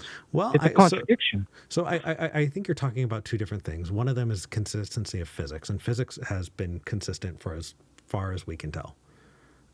So like when it comes to gravity, gravitational forces change depending on, our proximity to masses, but the way gravity works, the way that we've understood gravity to work, has been consistent. Right, like the weight of a neutron, and the way atoms work, and the way that the building blocks, the chemistry of the universe appears to be consistent, and has been to the degree, and has been reliable to the degree that we've been able to learn a lot about the universe through recognizing those universal constants. Sure. So when you talk about things like radiocarbon dating and how carbon emissions change on Earth, that's kind of a fundamentally different conversation than talking about universal constants. So if we were on a different planet, say even just the moon, but a different planet, and we evolved, however, to be different beings, do you not think that our understanding of physics and the mathematics that support it would be different than our understanding of it here on Earth, given the distances from the sun and all the aspects that go into our current understanding of physics on Earth? Don't you think if we were on a different planet, our understanding of physics would be different to an extent? No, and I'll tell you why. Because our understanding of gravity, right? We understand that the Earth has a certain mass, and we have kind of calculated what gravity is like on Earth, but we've also been able to pretty reliably calculate what gravity is like on other celestial bodies. So gravity is different on the moon. It's different on Mercury. It's different on Venus, and it's different on if you're on Saturn, right? I don't think yeah. So like, just because gravity is different doesn't mean that our understanding of gravity is fundamentally different. We can calculate gravity in other places. So if we were on a different planet, I think that they, if they studied it, they could come to understand what gravity is here, and that it's still subject to a universal constant of how mass interacts with mass. Yeah, absolutely. And once we got evolved in our societies and our thinking enough, like we are today, that we can actually understand these things from a scientific perspective.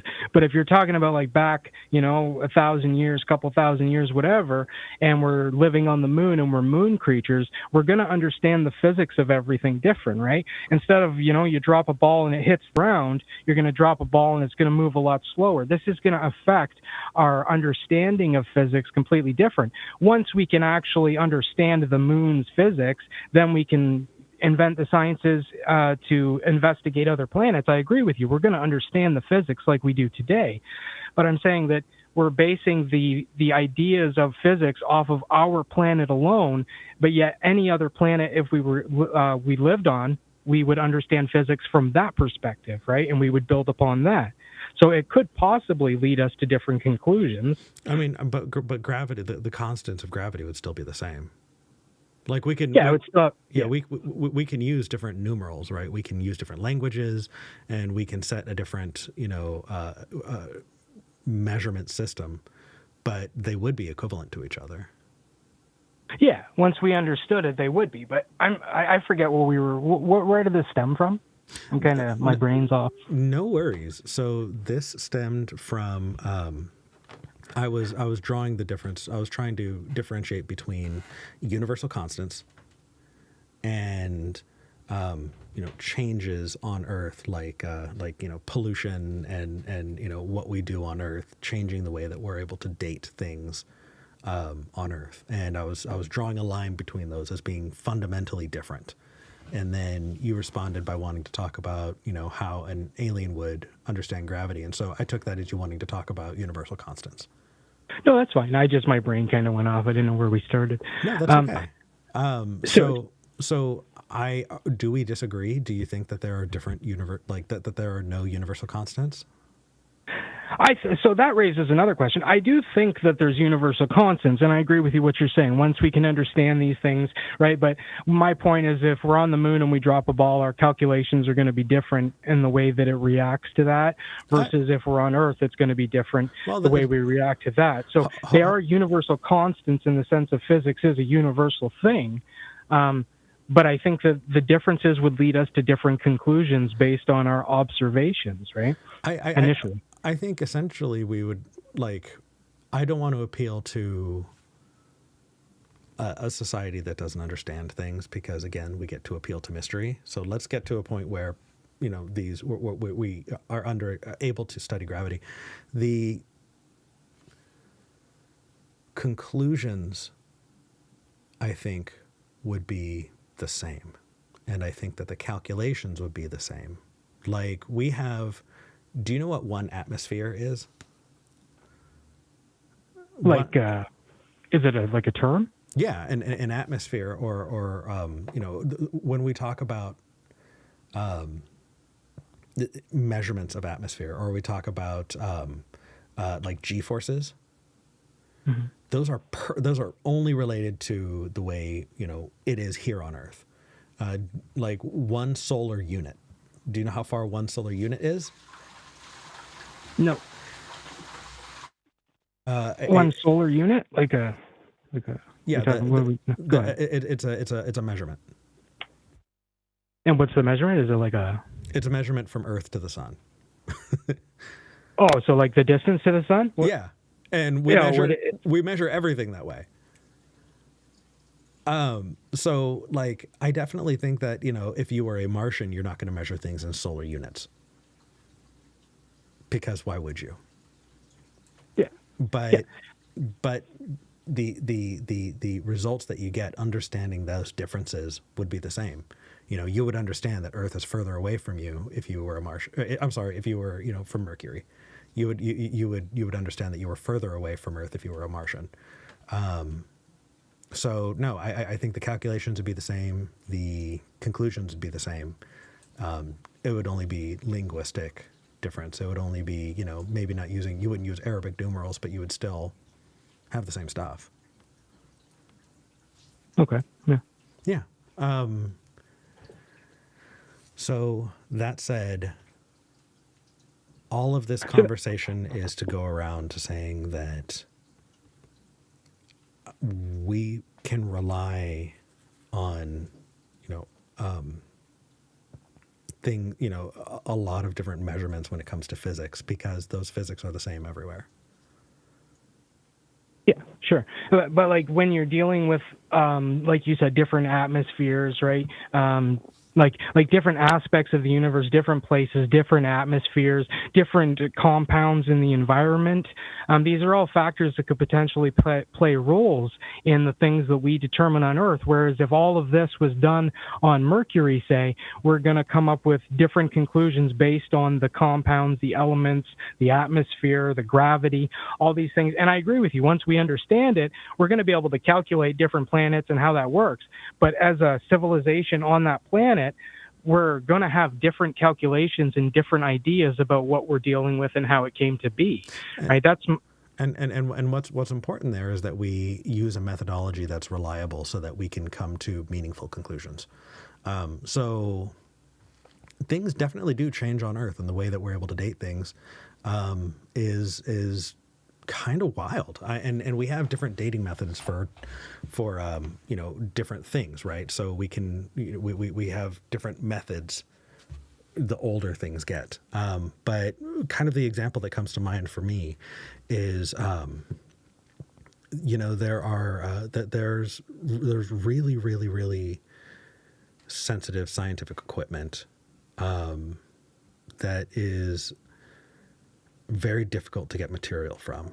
I'm trying to remember which equipment specifically, but there's a lot of really delicate scientific equipment that can only be created using steel from like sunken ships in the ocean. Did you know that? Really? No, I didn't. That's interesting. It can only be used by eroded steel? So after we invented nuclear bombs and tested them, and don't just mean United States, I mean like all of the countries that invented nukes and have tested nukes, we have dispersed radiation throughout the planet, and that radiation can still be detected. But if a ship was sunk before then it was not exposed to that kind of radiation, and therefore would not like accidentally tip the scales on very, very sensitive equipment. Yeah. No, I know. I totally, like when we're dealing with radiometric dating, I think that there's discrepancies in coming up with a date, but I do think that it works in the sense of it's a measuring tool, measuring the amounts. Like you're saying, how they track these ships. Well, this one has this much radiation, this one doesn't, therefore it's this time period. Those things make sense to me, but what doesn't make sense to me is using the measuring tool to measure these parent and daughter isotopes to claim a certain date. I think you're taking out all the potential factors that could affect these different elements of the conclusion, right? Yeah. So let's take that, and I think that the best thing you should do is be tentative in your conclusions, right? Don't say something is absolute, and recognize this is the best that we've got.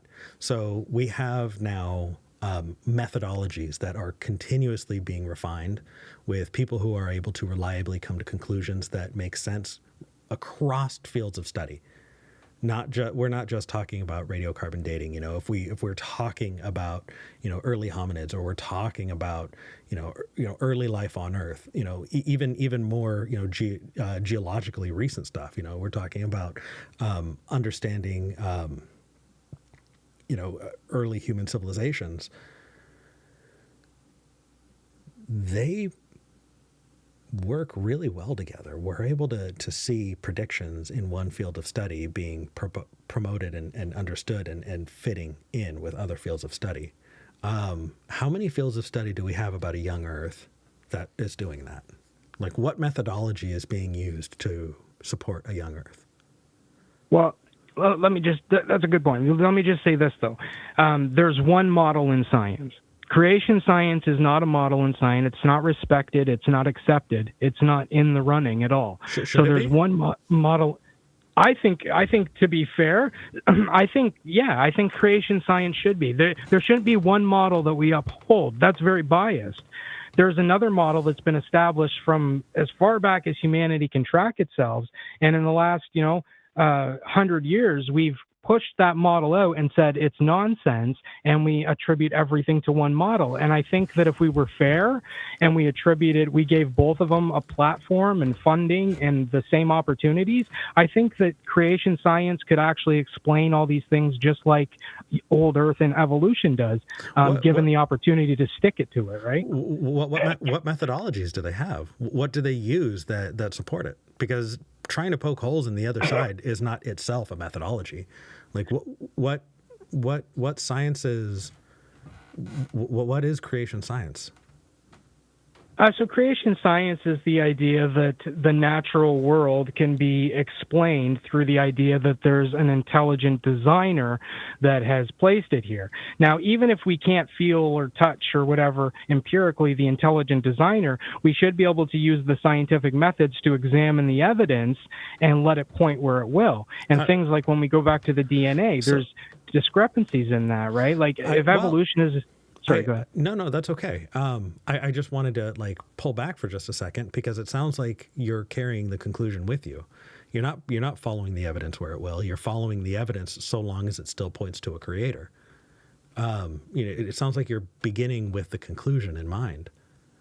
No. I'm saying give both a fair chance. If the evidence, So how long should we give it a fair chance? Do you know what miasma theory is?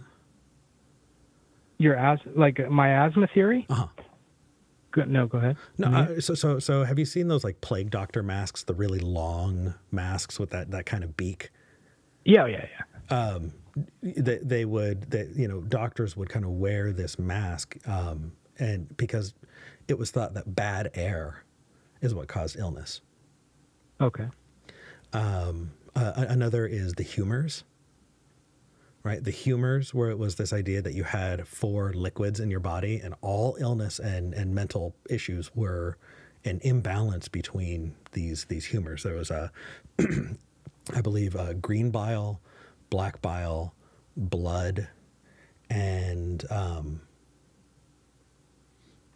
sure the chat will remind me the 4th one, but that's where the whole leeches as therapy were used.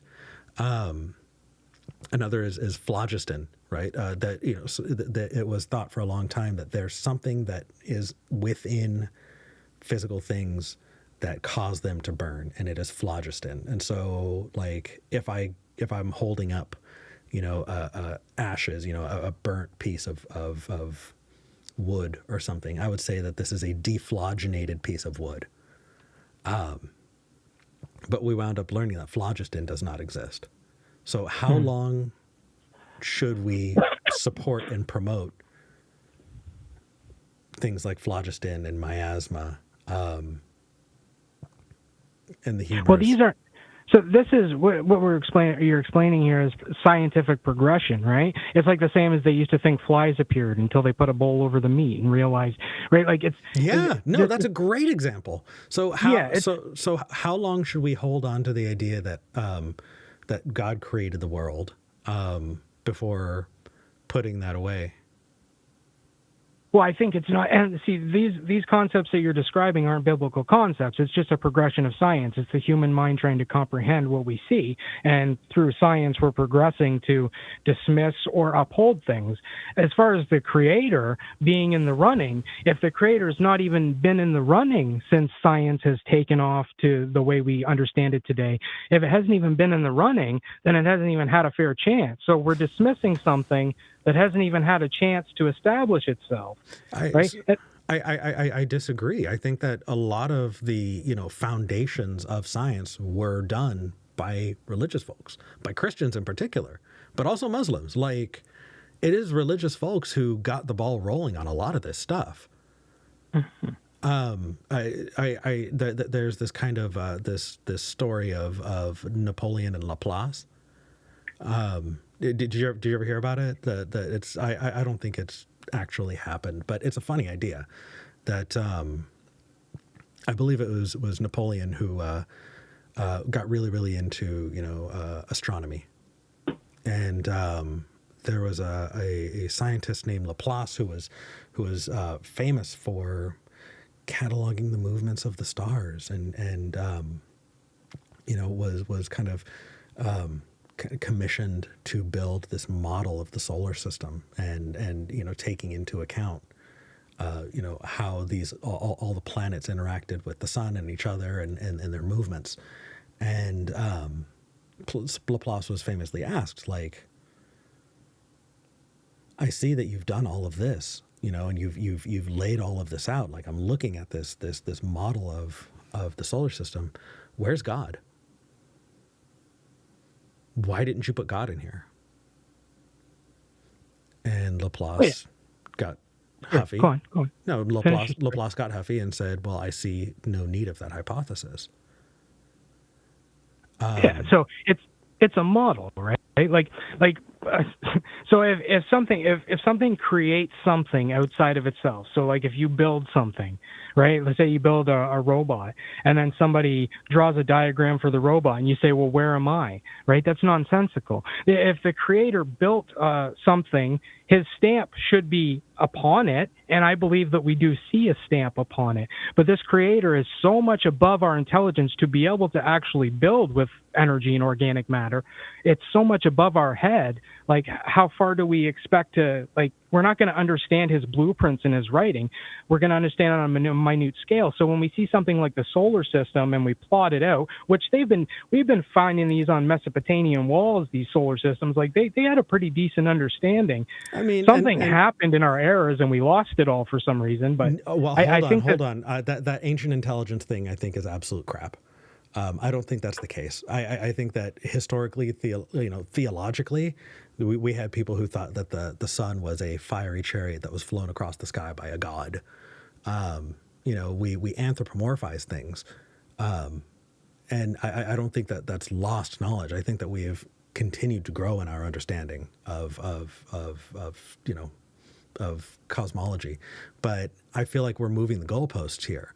We no longer think that the sun is a flaming chariot that moves across the sky. And for you to say, well, that's because God is bigger than that, you just changed the definition of God. You changed what God does. And I get it, that's cool, but to someone like me, you have to understand that's moving the goalposts.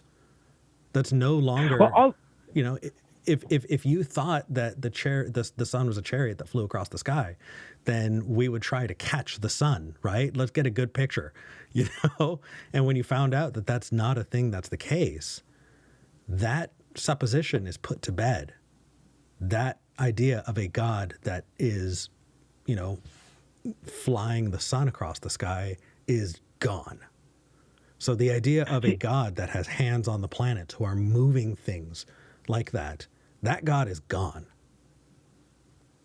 Yeah, so we do this today with people, right? So when something happens in a Christian's life and it appears to be coincidence, we might attribute it to God, but that doesn't mean we don't understand it. Like the Romans are a perfect example. They wrote about, the evaporation, precipitation procedures. They wrote about how, like, they had all these observations about how lightning worked and all these ideas that they had, but they still believed that Zeus threw the lightning. Does that mean that they physically thought that Zeus was the one solely causing the lightning, or they understood the process of the environment and attributed it to their God, right? We have to look at the historical sciences and draw a line here. So yeah, perhaps some people believed that the sun was a burning chariot, but that's not to say that they didn't understand the environment and had a good idea of how things worked, like the example of solar systems on their walls.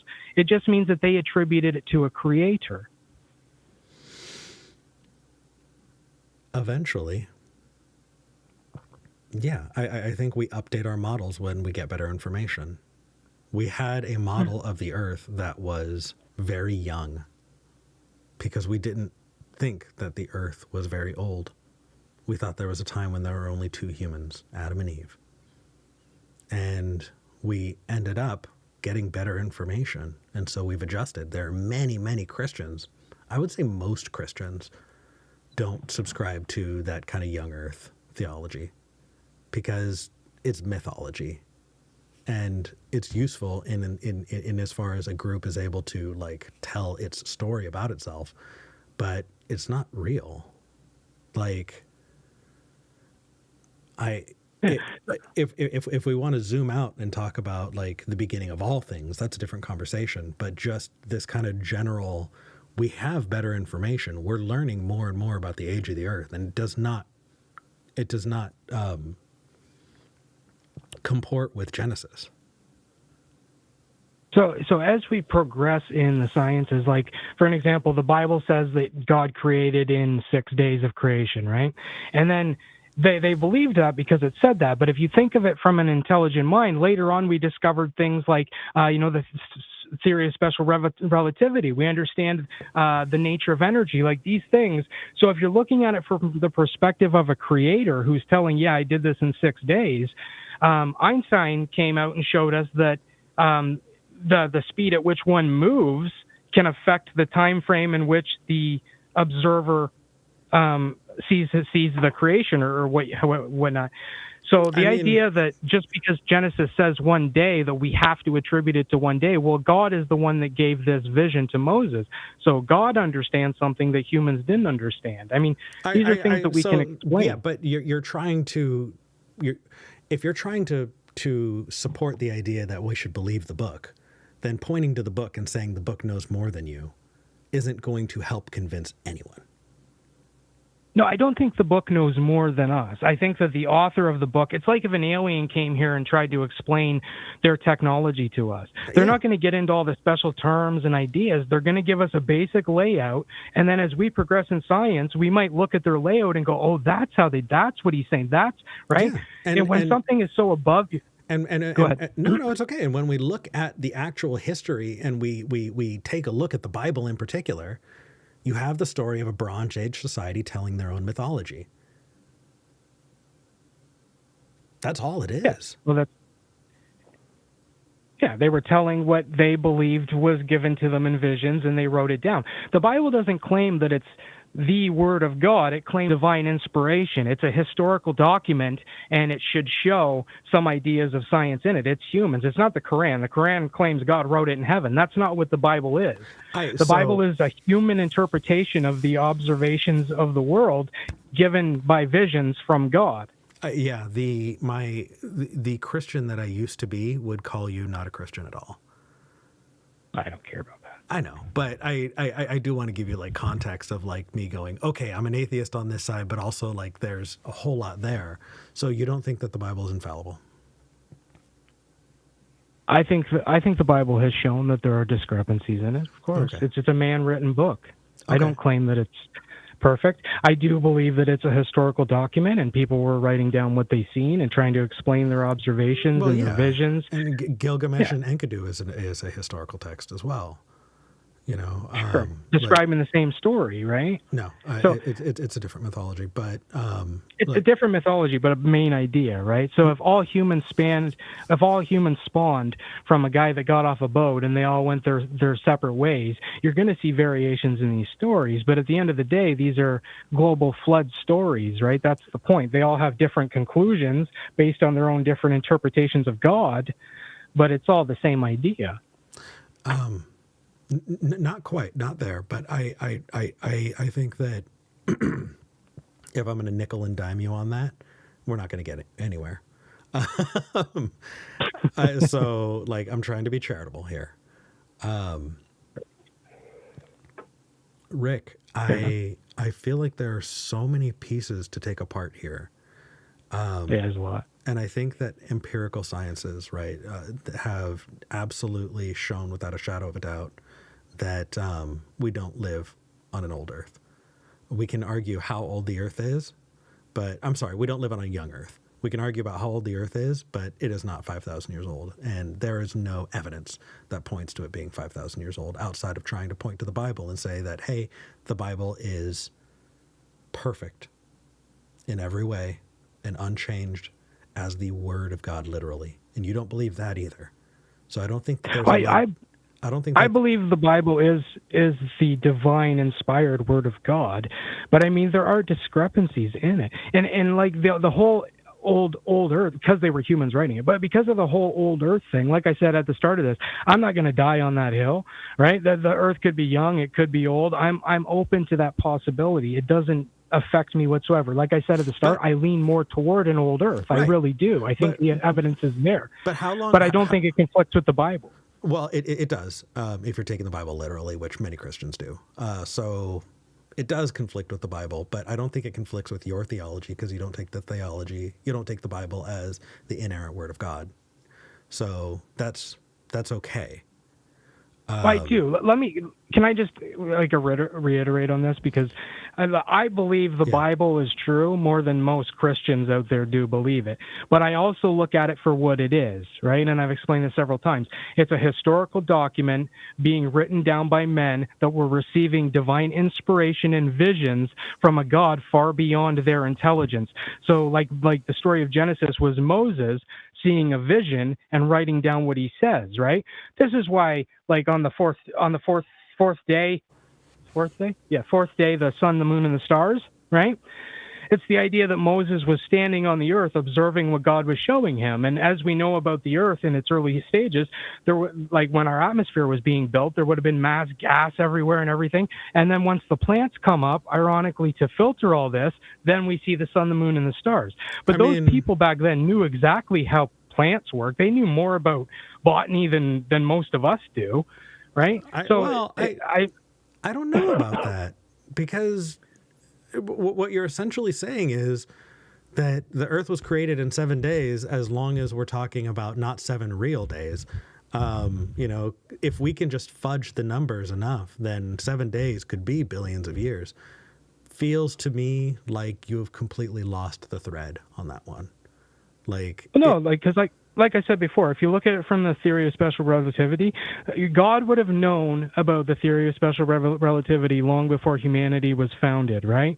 So if God's describing 7 days, and then later we discover that 7 days, from the perspective of something outside of this thing that we understand, could be traveling at a speed that could actually, for him, be 1 day, but for us, be millions, billions, depending on his speed, right? So that's not to say that the Bible says that there's 7 literal days. There were 7 literal days to God, and for us, it may have been longer.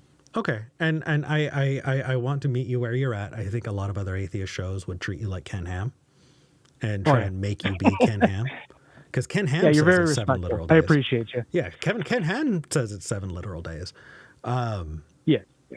And I think that you've now created a system where that can never be put down. We're never going to get to a point like we did with phlogiston or with miasma theory, because the answer is that our pathetic human brains could never understand God's perspective, and therefore we should still, there needs to be a point. Is there ever a point where we can then disregard the statement that God created the earth in everything in 7 days? It sounds like you created this little bubble that it can never be touched in.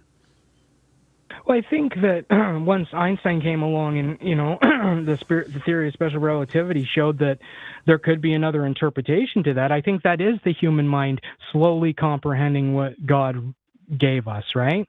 It's like Jesus. He speaks to people like children. He says, I speak to you like children. He speaks in parables because he tells one man, I tell you the things of earth you don't understand. How are you going to comprehend the things of heaven, right? And this makes sense from a ultimate intelligent being trying to explain to an ant what its purpose in creation is, right? Not really. To me, it sounds like something that church leaders use to tell people to shut up when they don't have convincing answers. How so? Well, your little human mind, you're an ant, so don't think that you can comprehend things that way. It may not seem like it makes sense, because according to all of the evidence, it doesn't make sense. Your little human brain just can't understand that it really does make sense. All that is doing is relying on an ad hom, right? It's just saying you're too stupid to get it because your little human brain can't understand it. There's no field of study. There's no science. There is no method that we use to understand anything else that says you're too stupid to get it, but just know that this is the case. That is a practice in trust. That is not a practice in methodology. That's not useful anywhere else. It's not that you're too stupid. Like science says this too, right? Oh, we don't know. There's more to discover. One day we'll get it. Like abiogenesis, right? We're not there, but someday we have no reason to think. Science says the same thing. It's the nature of humanity. And of course, if a being created all this that we see, they're going to be on a completely different intellectual level. Not really. But so you would think that something that created something that we can't comprehend wouldn't be on a different intellectual level than us? No, absolutely. So I think that the idea that a God needs to have those characteristics makes no sense to me. We're in a conceptual place, and we've been going for 2 hours. And Rick, I need to have this conversation with you. I need to have this conversation with you. So the best I can do right now, because I don't think either of us are going to do justice to the conversation, is seed the conversation so that we can pick up somewhere specific next time. Okay. Sure. Yeah. So, let me bring back my ADHD is killing me at the worst possible moment. I hate it. Brain's a weird thing, isn't it? Yeah. So let me rewind. Could you say that last thing you said? Do you remember? Oh dear. What did I say? We were talking. You said that all of science does that as well. That we will eventually understand things. Right? Mystery. Yeah, and we agree that an appeal to mystery is not a good reason to come to a conclusion. Not a good right. For sure. And I think that ultimately the reason you're creating a space for God as the answer is trying to appeal to mystery such that it can stay in the running. And I don't think that God has a place anymore in those things. The best you could say is that God put the mechanisms in place, but you can no longer just say God did it. And that continues to move those goalposts. I don't think it's so much moving the goalposts as it's our comprehension of creation in terms of a creator is evolving, right? I wouldn't say it's moving goalposts. It's just us understanding more. And as we understand more, we need to look at the text and kind of comprehend what's being said there, right? From the idea that, like you said, Bronze Age people are just writing down what they feel was inspired.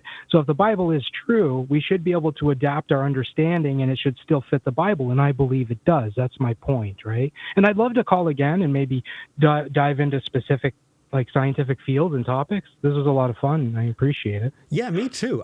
When I disagree with somebody to that degree, and I'm going to be fully open with you. I don't want you to think that I'm, springing stuff on you. I think that it's fantastical. I think that it creates this idea of a magical universe and a magical world. And it is a magical world that is really interesting to me because I don't think that it's the same one that I live in. And it makes me want to explore it. I want to pull the strings and find out what moves. And I want to see how that impacts your understanding of the world because I think we need to pick this up next time. I'm going to have a guest. I'm going to have a guest next episode. I'm going to have Elliot on, Secularity. So we may not be able to have, it may be more, just exchange, hanging out, talking, and if you want to do more of a deep dive, I'd suggest you wait another week to call. Sure. But yeah, get the details on what specifically you want to talk about. And if you really, really want to help, and you got the time, shoot a message to contact skepticgeneration@gmail.com. Let me know what specifically you want to talk about so I can prepare for you and we can really get out of the 101 level and get into some meat.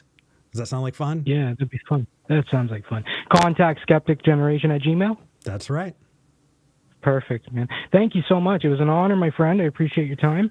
Take care of yourself, brother. I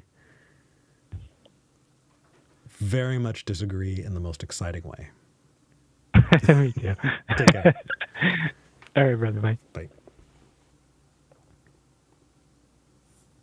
Yeah. This is one of those things where you might be watching and you're yelling at your screen because what would you have said? You got to pick your battles. So I'm trying to pick my battles. And am I willing to end conversations and prevent future callbacks so that I can get a clip right now, you know, a sound bite where I'm owning somebody, or move into those more, you know, nuanced topics and deconstruct. I don't think I'm going to get to pull the thread enough to unravel the sweater by owning somebody, dunking on them for whatever case. I think that meeting him where he's at, he's got a lot of thoughts that are really swimming through my head. I mean, this is somebody who does not agree with, you know, this perfect jot and tittle infallibility of the Bible.